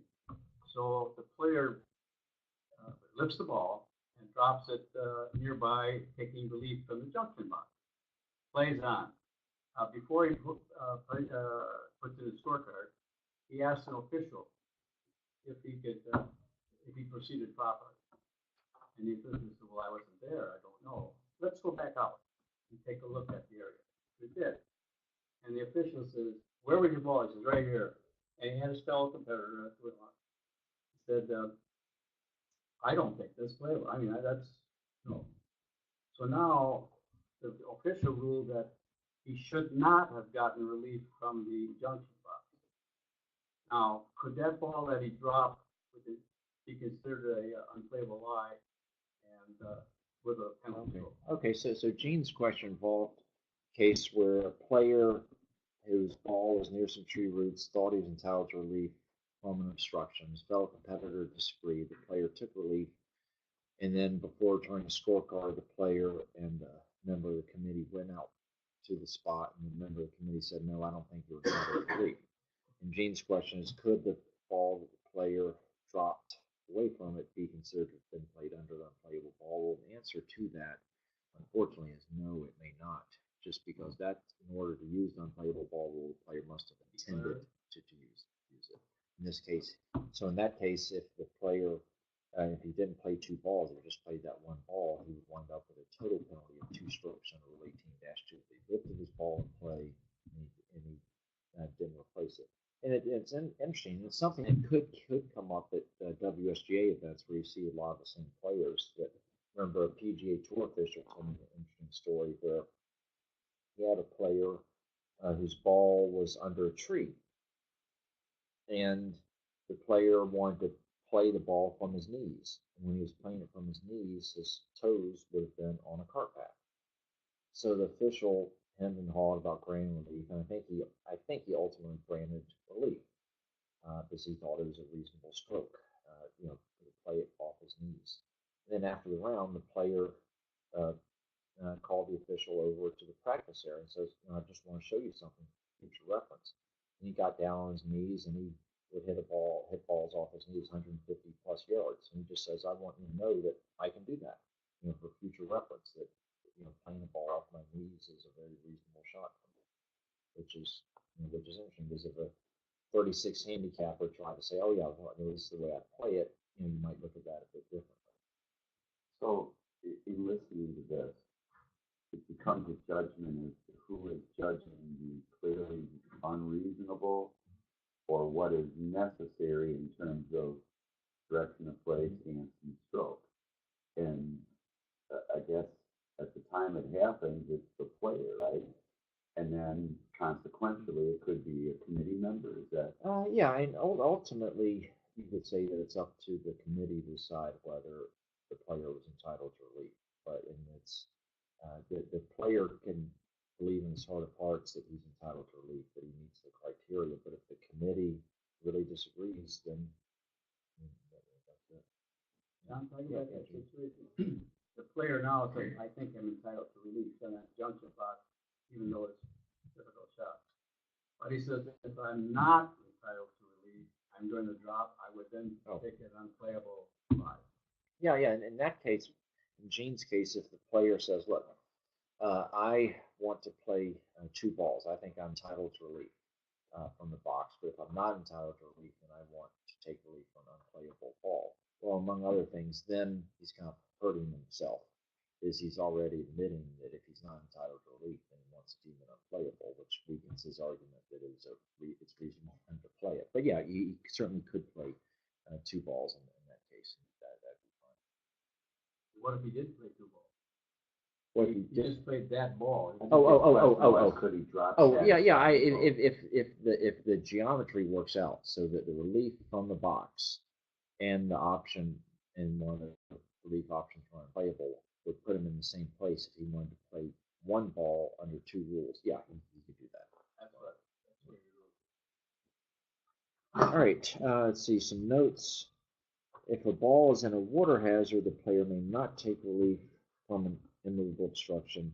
He either has to play the ball as it lies or proceed under the water hazard rule. So with that, keep in mind that the determining point there is the location of the ball and not the location of the obstruction. So for example, if the ball is inside a water hazard, but the player would have interference from, let's say, a cart path or something outside the hazard, he does not get relief. But on the other hand, if his ball lies outside the hazard, but an immovable obstruction inside the hazard interferes with his play, then he does get relief because his ball lies through the green. Let's see, note 3, which is interesting, and it actually touches on old version of the rule itself. The committee may make a local rule stating that the player must determine the nearest point of relief without crossing over, through, or under the obstruction. And what that provision is there really to protect the player, especially when you have, say, a vertical obstruction, something like a protective screen, where a player taking relief could wind up in a really bad spot with his nearest point of relief without such a local rule, could take him on the kind of the unfriendly side of this protective fence, where he on the side away from the putting green. But this local rule could help him stay on the kind of the happy side of the obstruction. Phil, have you ever had to use that local rule? Have you had to? Well, we use the local rule that allows for using a dropping zone for line of play intervention from a protective fence, and there is a local rule that does permit that. But to your point, I think that note really stems from more of the olden days, probably for boundary fences, non-boundary fences, where the relief could put you such that you get physical interference relief from the obstruction, but you now have line of play intervention from the same obstruction that you just took physical relief from. And I forget the circumstances, but I heard that at last year's U.S. Women's Open at Lancaster Country Club in Pennsylvania, that the USGA adopted that for one hole because of a wall or a fence. That was, as Bill said, not obviously not a boundary wall or fence. All right, so now with 24-3 tells us what to do if we hit our ball towards a movable or an immovable obstruction, and we know it's in that obstruction, but we just can't find it. What to do? Well, for the hardest part with this is first determining if there is sufficient certainty that the ball is in the obstruction. In order to apply this rule, it must be known or virtually certain that the ball is in the obstruction. In the absence of such knowledge or certainty, the player must proceed under Rule 27-1. And I can't recall, last time, under Rule 18-1, did we talk about decision 26-1/1? I'm not sure we did. But let's talk about this decision, because we're going to see this phrase, known or virtually certain, in the next several rules. So let's go ahead and talk about it. Now, in that, it applies to water hazards, and that's the context of the decision, but also applies to a ball that might be in an obstruction or a ball that could be in an abnormal ground condition, say casual water. So the same standard would apply. So let's take our time to go through this decision. As I said, that's often the hardest part of applying this rule, is making the determination that whether there is knowledge or virtual certainty. Now, when a ball's been struck towards a water hazard and can't be found, a player may not assume the ball's in the hazard just because there's a possibility that it is. Rather, it must be known or virtually certain that the ball is in the hazard, and without that knowledge or certainty, then the player must proceed under the stroke and distance option for a lost ball. So, first point is to appreciate that knowledge and virtual certainty are different, or two different standards. That there is knowledge, and then there's virtual certainty, and the two are not interchangeable, even though they are used together. Now, when a ball can't be found, knowledge may be gained that the ball's in a water hazard in a number of ways. The player or his caddy or other members of the group may actually observe the ball disappear into the water hazard. There might be other reliable witnesses that could see that. So knowledge is really when you know without any doubt the ball is in the water hazard. Now, as the next paragraph talks about, in the absence of knowledge, Rule 26-1 requires there to be virtual certainty that the ball is in the hazard. Unlike knowledge, virtual certainty implies some small degree of doubt about the actual location of a ball that has not been found. However, virtual certainty also means that although the ball has not been found, when all readily available information is considered, the conclusion that there is nowhere that the ball could be except in the water hazard would be justified. And as referees, that's often the easiest way to approach the situation. When a player calls you over and says, I can't find my ball, it has to be in the hazard. What are my hazard options? And you think, well, hold on, let's back up and let's first make sure you're entitled to proceed under the water hazard rule. A good way to look at it is with this final sentence of that paragraph to say, is there anywhere else the ball could be other than in the water hazard? Then the next paragraph is helpful in providing guidance with that. In determining whether virtual certainty exists, some of the relevant factors in the area to be considered include the topography, the turf conditions. For example, if the turf is soft enough, the ball could have just embedded and it could be in the area in the soft earth outside the water hazard, then there might not be virtual certainty. Grass heights. Now, obviously, the taller the grass outside the hazard, the more likely it is that the ball could be lost outside the hazard than the taller grass. Visibility, weather conditions, and the proximity of trees, bushes, and abnormal ground conditions. So you can have a situation where, let's say there's a small pond in the middle of the fairway, nice, tight, firm fairway turf, completely around it. A player hits his ball over a hill towards it, can't find his ball. Yeah, there's a fair chance that he'll have virtual certainty because there's nowhere else the ball could be. Because in such a case, it would be clear that either he's going to find his ball outside the hazard or it's going to be in the hazard, that there really isn't anywhere else the ball could be. Now, contrast that to other situations where, let's say, there's a creek going down the side of a hole, player hits a shot over there, it hits a tree, rattles around, and then no one ever sees it.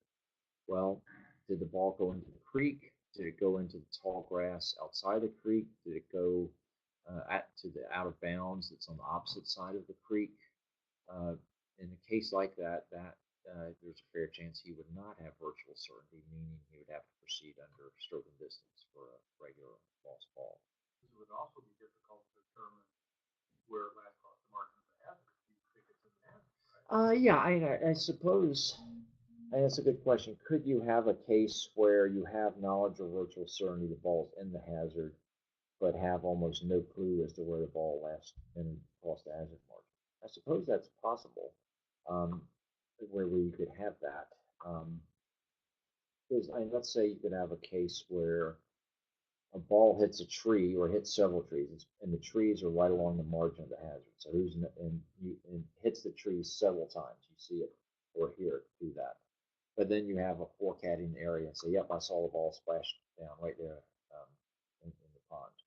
So you know the ball is in the pond. You have knowledge, but you don't know did the ball last across the hazard margin here, here, here, or here.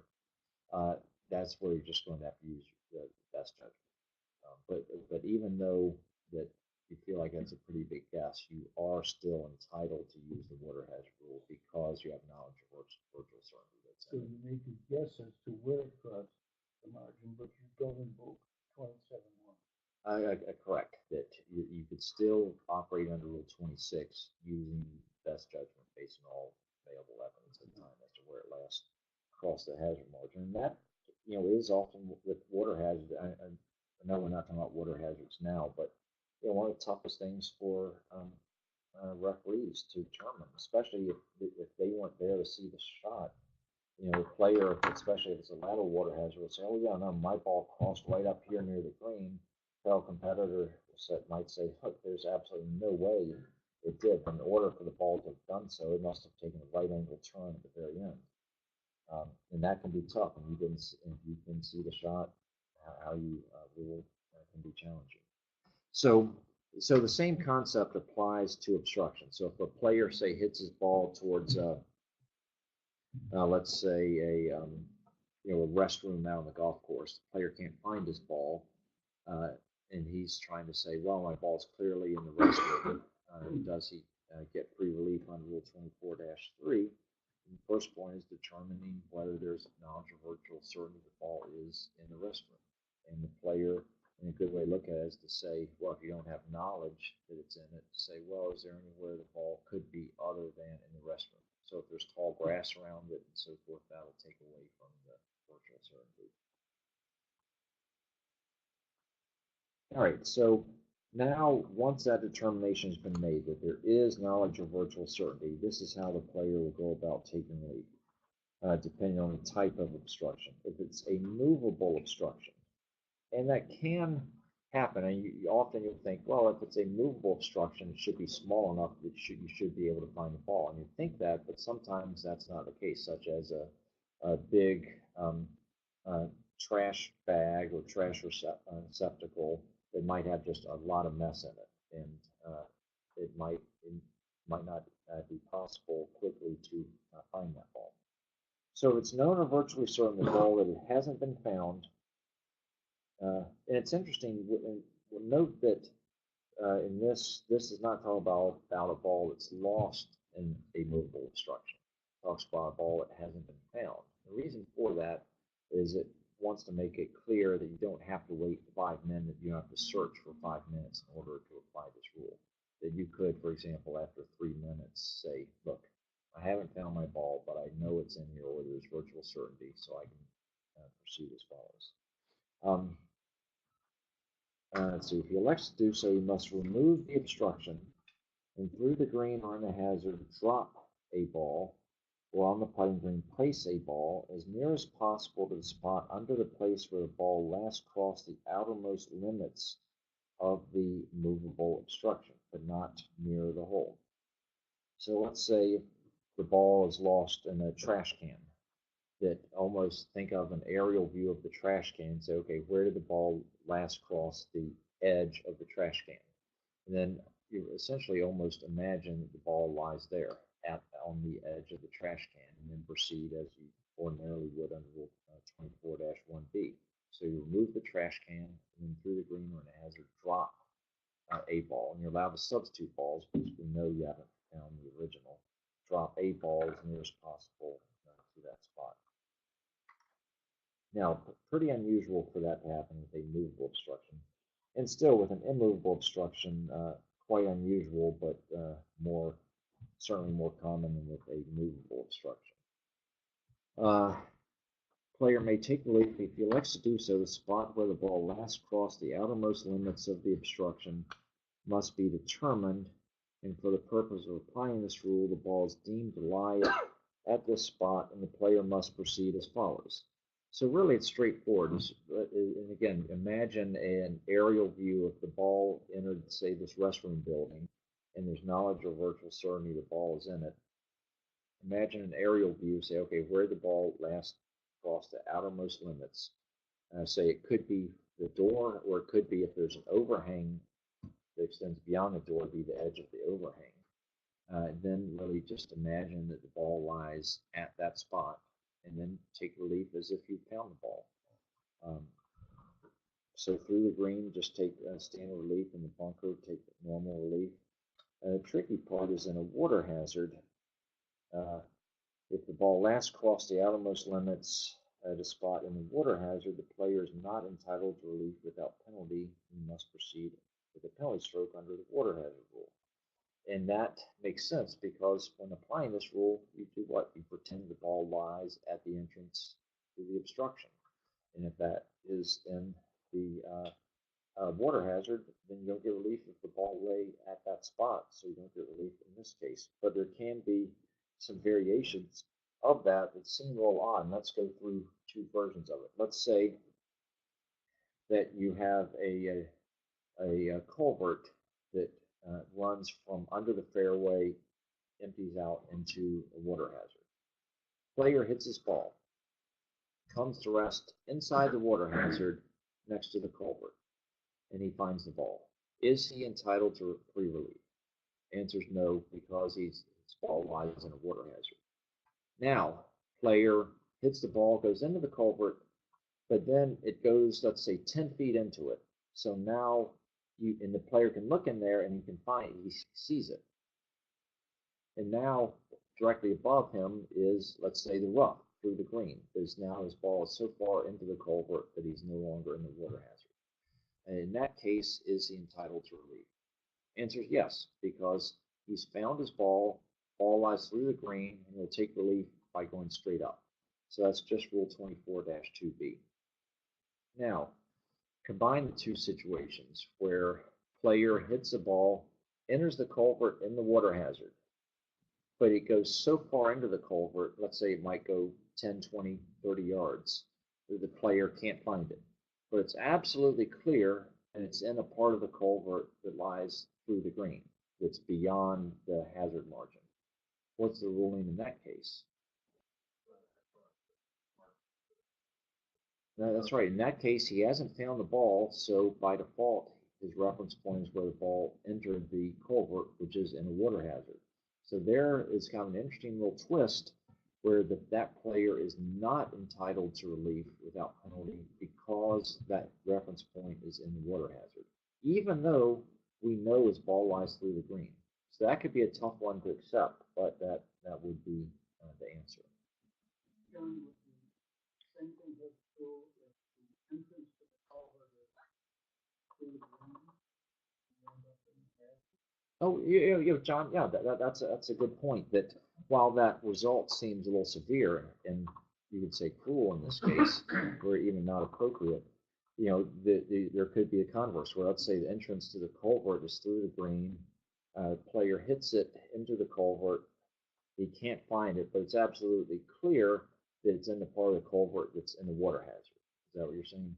And it's still in the culvert. It hasn't yet emptied out of the culvert. Then in that case, yeah, the player does get free relief, even though we know his ball is in the water hazard because his ball is in an obstruction entrance to which through the green. I had a situation in the 12th hole at Merrill Hills, the dog leg left par 4, and playing for the WSGA Junior qualifying. We had one spot, and two players were tied going to that hole, and player hits a wild shot to the right, and it goes into a wooded area, higher grass, and so forth. And I happen to be forecast, I guess that's the right word, as an official. And I saw the ball go into that area. There were some logs piled there. They had a storm, and they were heavy logs piled in that area. And that ball I saw enter into that area. And so I said, oh, that looks like a immovable obstruction. We're not able to physically remove anything there. And they still a competitor because it says that ball's got to be lost. I mean, I saw it bounce. It's wild. It's gone.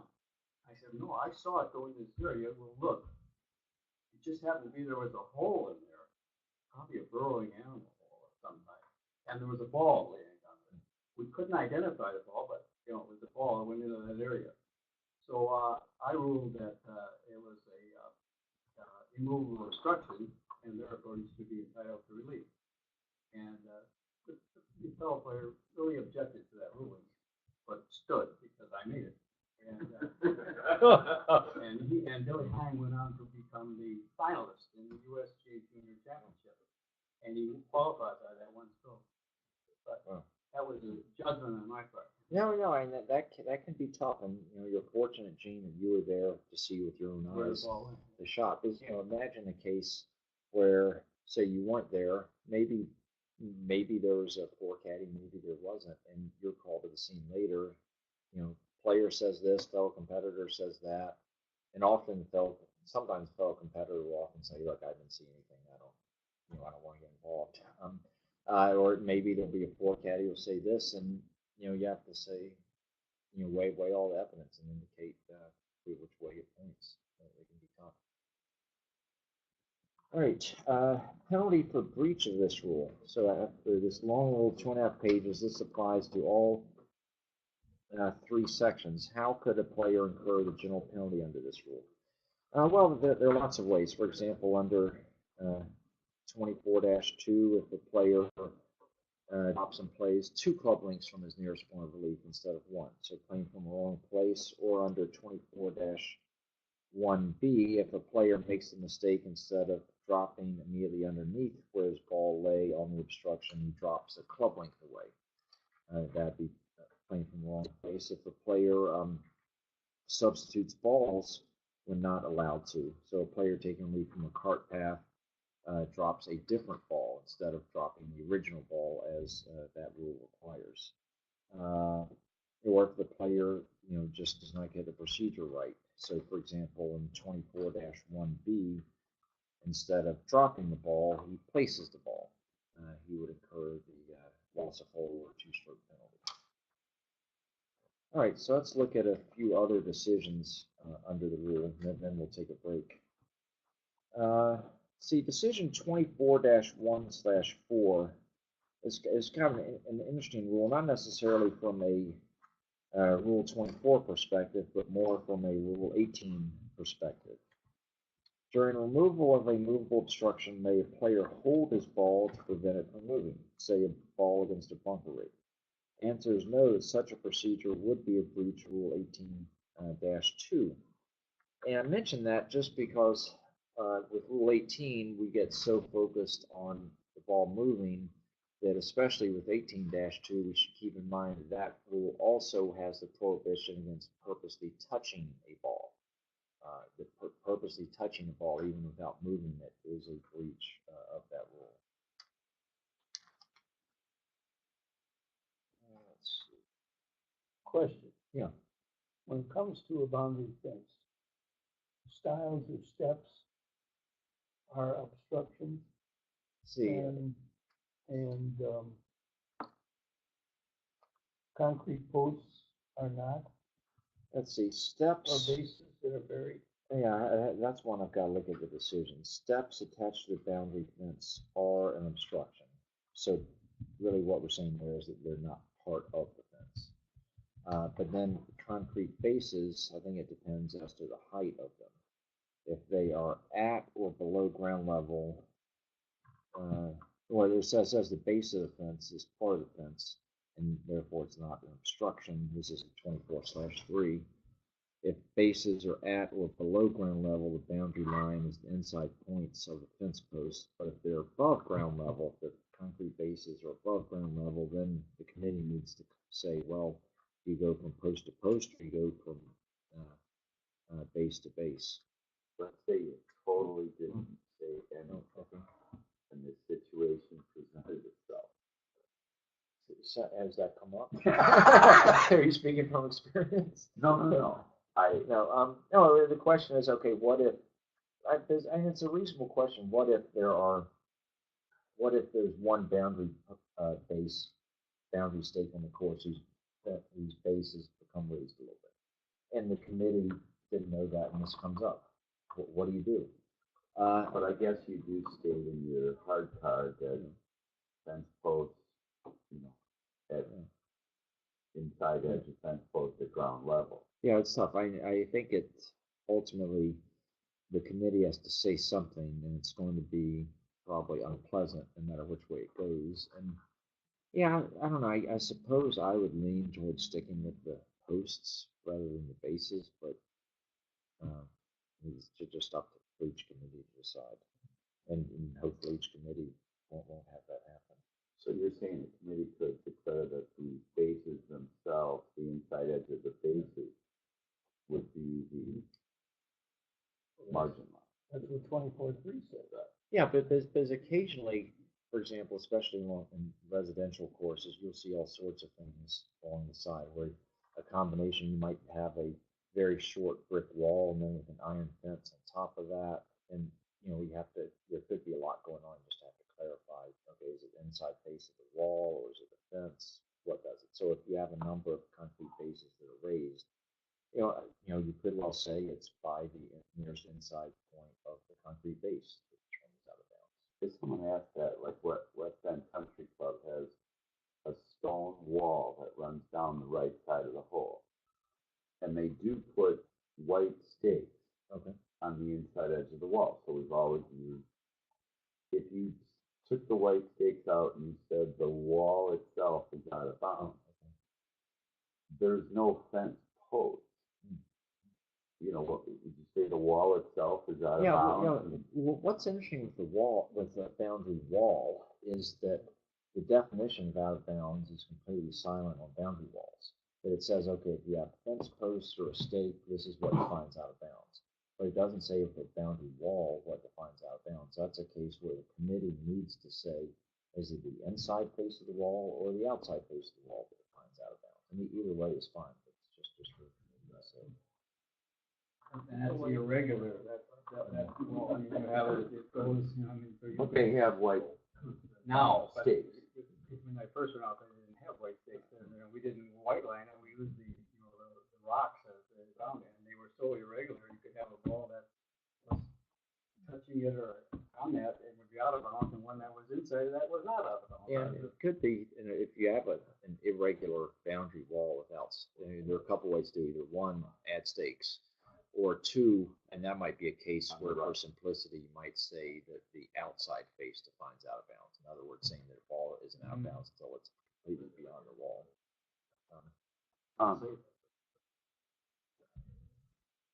There's a question, can you move part of a fence rail that is out of bounds and interfering with the swing? So say you have a split rail fence that's out of bounds but not defining the boundary, then it interferes with your swing. You could not remove it because that's still as a whole, that split rail fence is considered to be fixed, even though it's out of bounds and it's not an immovable obstruction. It is, in rules speak, an immovable artificial object that lying out of bounds. So you could not dismantle that. All right, let's look at decision 24-2B/2. And it emphasizes the importance, or you could argue the lesser importance, of the of determining the nearest point of relief. And let's imagine a player taking relief from a cart path. The ball, right-handed player, ball is at the left edge of the cart path. Player elects to take relief but does not follow the recommended procedure in the definition of nearest point of relief. Instead, he lifts the ball and drops it within one club length of the nearest edge of the obstruction, not near the hole than the ball's original position, and plays it. Well, so by pure chance, he winds up dropping and playing from a spot satisfies Rule 24-2. So is he penalized? Answer is no, he's not penalized. Under Rule 24-2, what ultimately determines whether the player has proceeded correctly is where he drops and plays from, not really how he came to drop the ball there. That if he uses an incorrect procedure, but ultimately drops and plays from the right place, he is okay. Answer says that provide the ball is dropped on the spot, it satisfies the requirements of Rule 24-2, and the ball did not roll into a position requiring a redrop under Rule 20-2C, the player incurs no penalty. Well, but when you say incorrect procedure, he would still have to drop it. Oh, yeah, he still has to drop. The method of dropping the ball still has to be. The only thing is he doesn't have to mark. He doesn't have to go through the procedure of taking out the club and would use it if it wasn't there, and he doesn't have to mark it. He just has to get the ball in the right place, and it has to strike the court in the right place. Correct. That he has to drop the ball in the correct manner, and then he has to drop it in the correct place and play from the correct place. And that if he, as the player in this case used, through ignorance of the rules, used an incorrect method of determining where to drop, but that happened to be the correct place, he is okay. As the next paragraph goes on, say, although there is a recommended procedure for determining the nearest point of relief, the rules do not require a player to determine that point of relief. If a player does not determine the nearest point of relief, or if he identifies an incorrect nearest point of relief, a penalty arises only if, as a result, the player drops at a spot that does not satisfy requirements of that rule that he's proceeding under. So what this means is that ultimately the player doesn't have to go through the mechanics, the steps of determining the nearest point of relief. But that procedure is there, and it's recommended to give the player assurance that he is proceeding correctly. But he doesn't have to, because you could imagine a case where, let's say you're taking relief from a sprinkler head, where you know where your nearest point of relief is going to be. It's going to be just off the sprinkler head. Or in this case, the player, if the ball, when you're taking relief to the left of the path, you know your nearest point of relief is just going to be a few inches to the left of the path. You don't have to go through the mechanics of taking out your 8-iron, simulating the address position, and so forth. This is somewhat jumping the gun, but by that decision, would I then not have to measure the two club lengths under Rule 28 to speed, or the 2 club lengths under the lateral wall? Well, yeah, and it's a good point, is that with all, whether it's under this or under 26 or 28, likewise, you don't have to put down 1 or 2 clubs to measure the club length, to measure the dropping area. But, you know, why is it a good idea to do so? Well, one, for assurance for yourself that you're doing the right thing, and also, you know, a lot of times in stroke play, players will bend over backwards to make sure that their fellow competitors are feel comfortable that you're not trying to get away with anything. You know, that when you put down, say, the one club length, that you're showing them that, you know, you're proceeding correctly, and they will be comfortable with that. But you're not required to. But certainly there can be cases where you just eyeball everything. You know you want to drop well within a one club length there, and you can eyeball what 46 inches looks like, and if you just want to drop it 20 inches, you know, you can do that without putting the club on the ground. All right, let's look at next decision 24-2B/3.7. It's a helpful one that has a nice diagram for it. And it makes several points, but let's just focus for the time on, let's say, ball number 2, which on the right-hand side there. So the ball lies at P2. And this is a good one because it involves several aspects of Rule 24. It's a right-handed player, and there's a, let's say, 6-foot-high boundary wall. So there's really no way a right-handed player could hit that ball right-handed. So the first question is he entitled to relief from the cart path? And the answer is yes, because you say, okay, if the boundary wall were not there, how would he play the ball?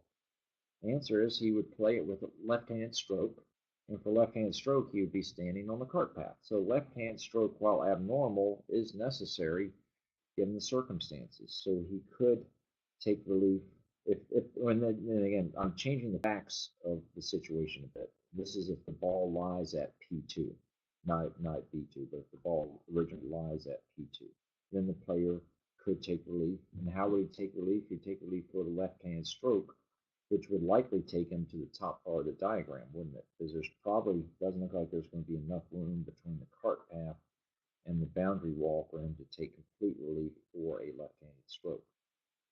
So, but we kind of, sorry, I apologize, kind of skipped ahead, but going back to the decision, if the ball lies at B2 on the cart path, how and where would a right-handed player take relief?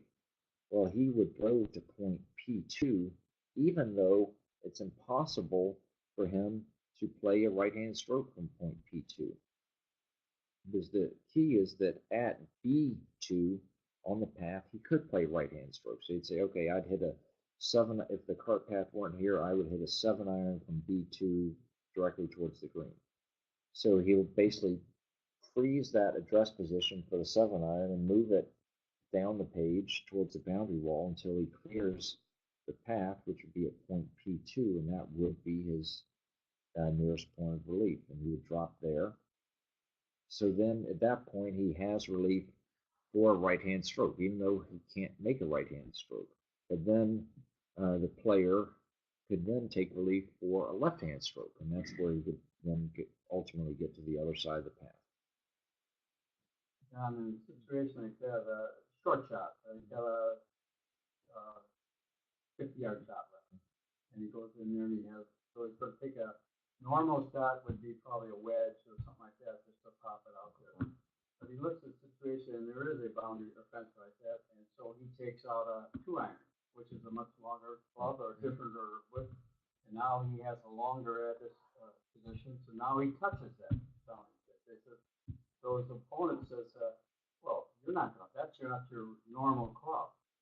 And he's saying, I want to hit a low ball, I want to roll the ball, and this is the club I would use like that. So in this case, I would assume it's the player's judgment as to what club he would use, and therefore, and what league.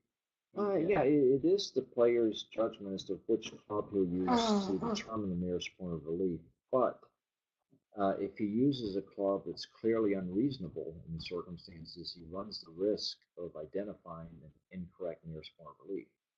And if as a result of determining an incorrect nearest point of relief, he then drops and plays from a wrong place, he would be penalized.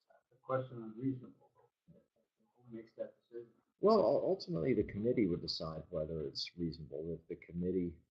If the player says, well, I was taking a 2-iron because I want to get farther away from the cart path, and the committee says, well, were you planning to play a low shot with a 2-iron? The player says, oh, no, I had no intention to do that.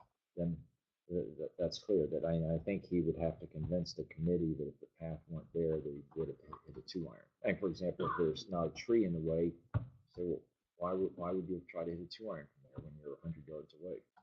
And he would have to come up with a heck of an explanation. Because I like to roll the ball rather than lift it or something like that. Yeah, he would have to come up with a really good explanation, I think. Let's see, moving on with the decisions.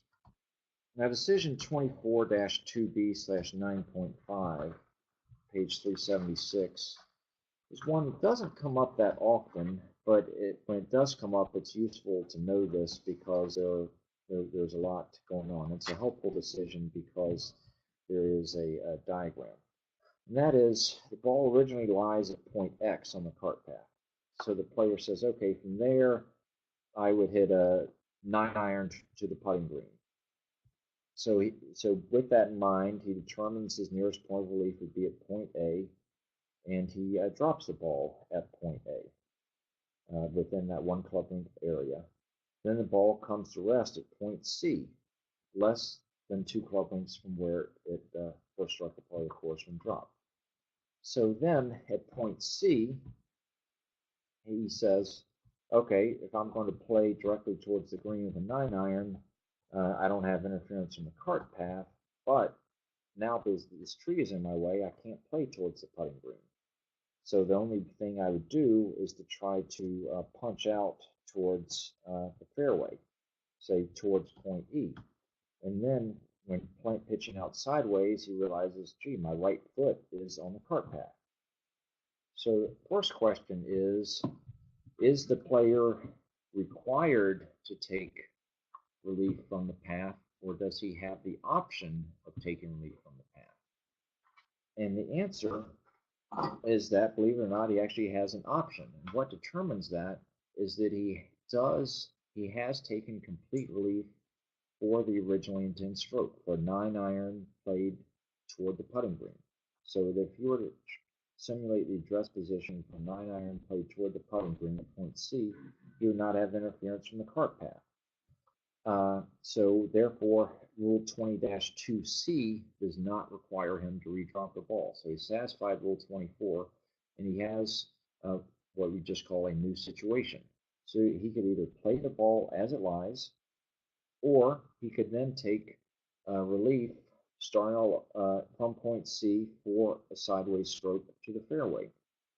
And when he takes relief for the sideways stroke, it would be for that sideways stroke. So he would determine that and say he determines the nearest point of relief would be at point D.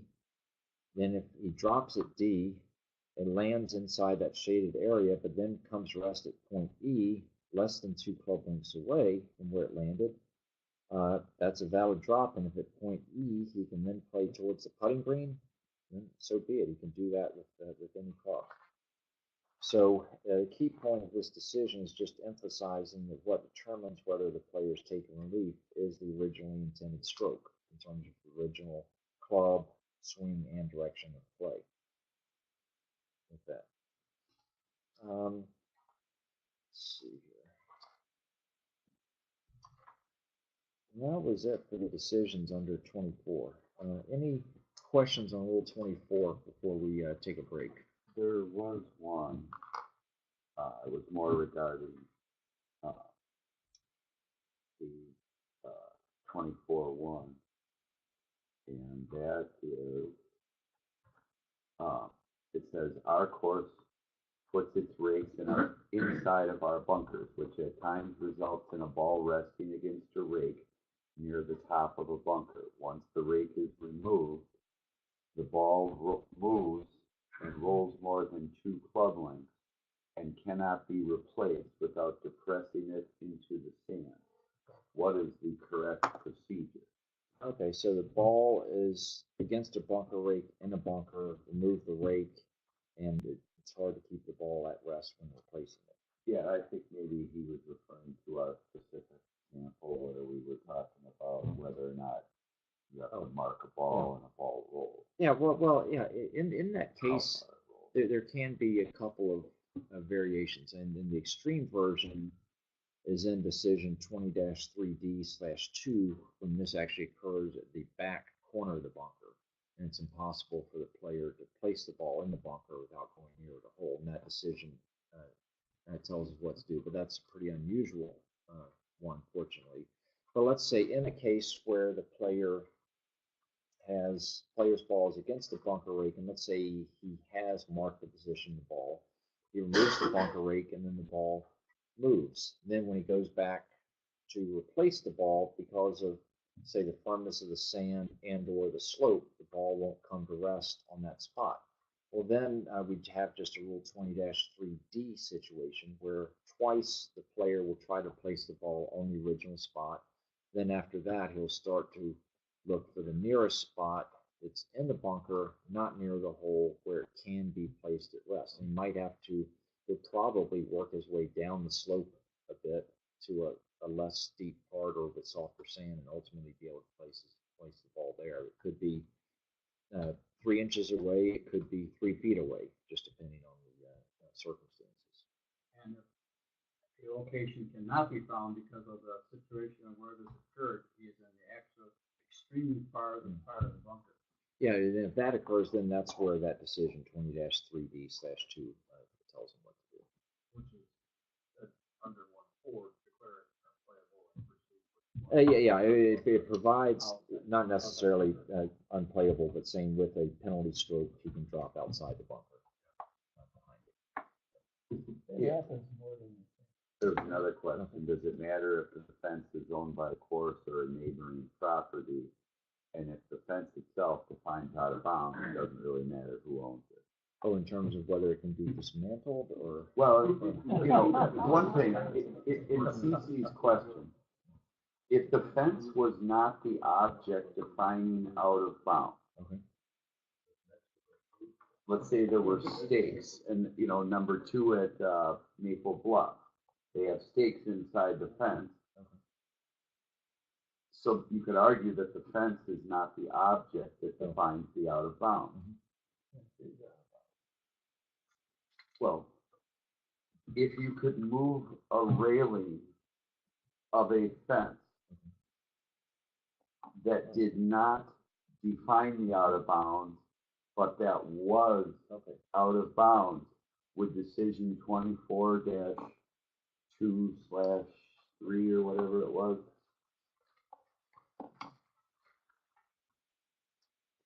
24-1/3, a movable object lying out of bounds interferes with the player's stance, may the player move it? Yes.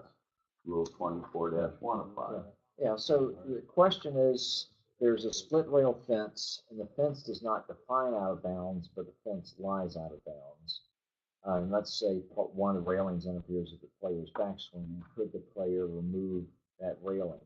And I would say, we know the answer if the fence were on the course, that the entire fence is an immovable obstruction and can't be dismantled. So the question is, if this fence were now located off the course, would the same ruling apply? And I think the answer would be that it is.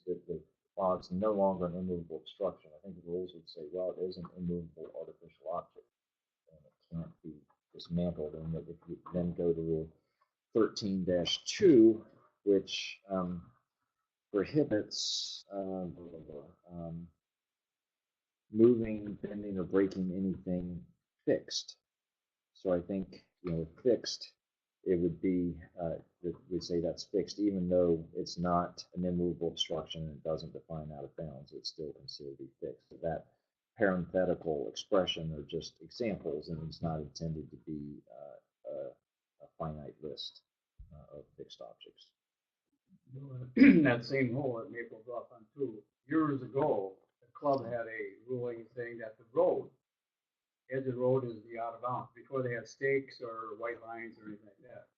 And then the city would come along and put little holes in there for plowing services, and they didn't remove them until the season got along. So now the course was open for play, and it was probably a May Cup or something going on, and these stakes that were there to identify the snow were placed just inside on the road, but your ball could lay there in play, and whether or not you could remove those, like that, because it said the road, was out around whatever that meant, road. This was a stake that identified for snow. I'd say the stake, the snow, the road indicator stakes, since they aren't defined out of bounds, they are movable. It's assuming they are movable. All right, let's take a 10-minute break and let's resume at 9:55. Bill 13-2/20. I did, I had a, Yesterday on TV, Jordan Spieth, who now gets the same treatment Tiger Woods used to get. In other words, when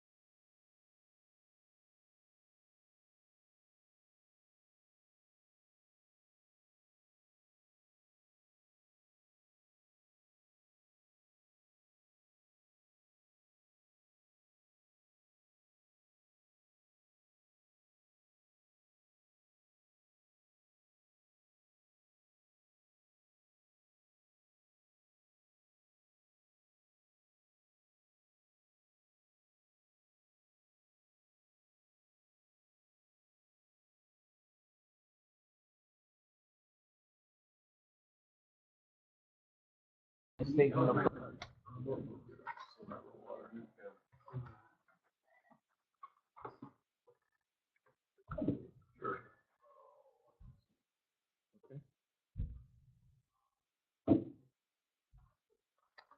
We're ready to go. Okay. All right. So can we? All right. Now, Rule 25.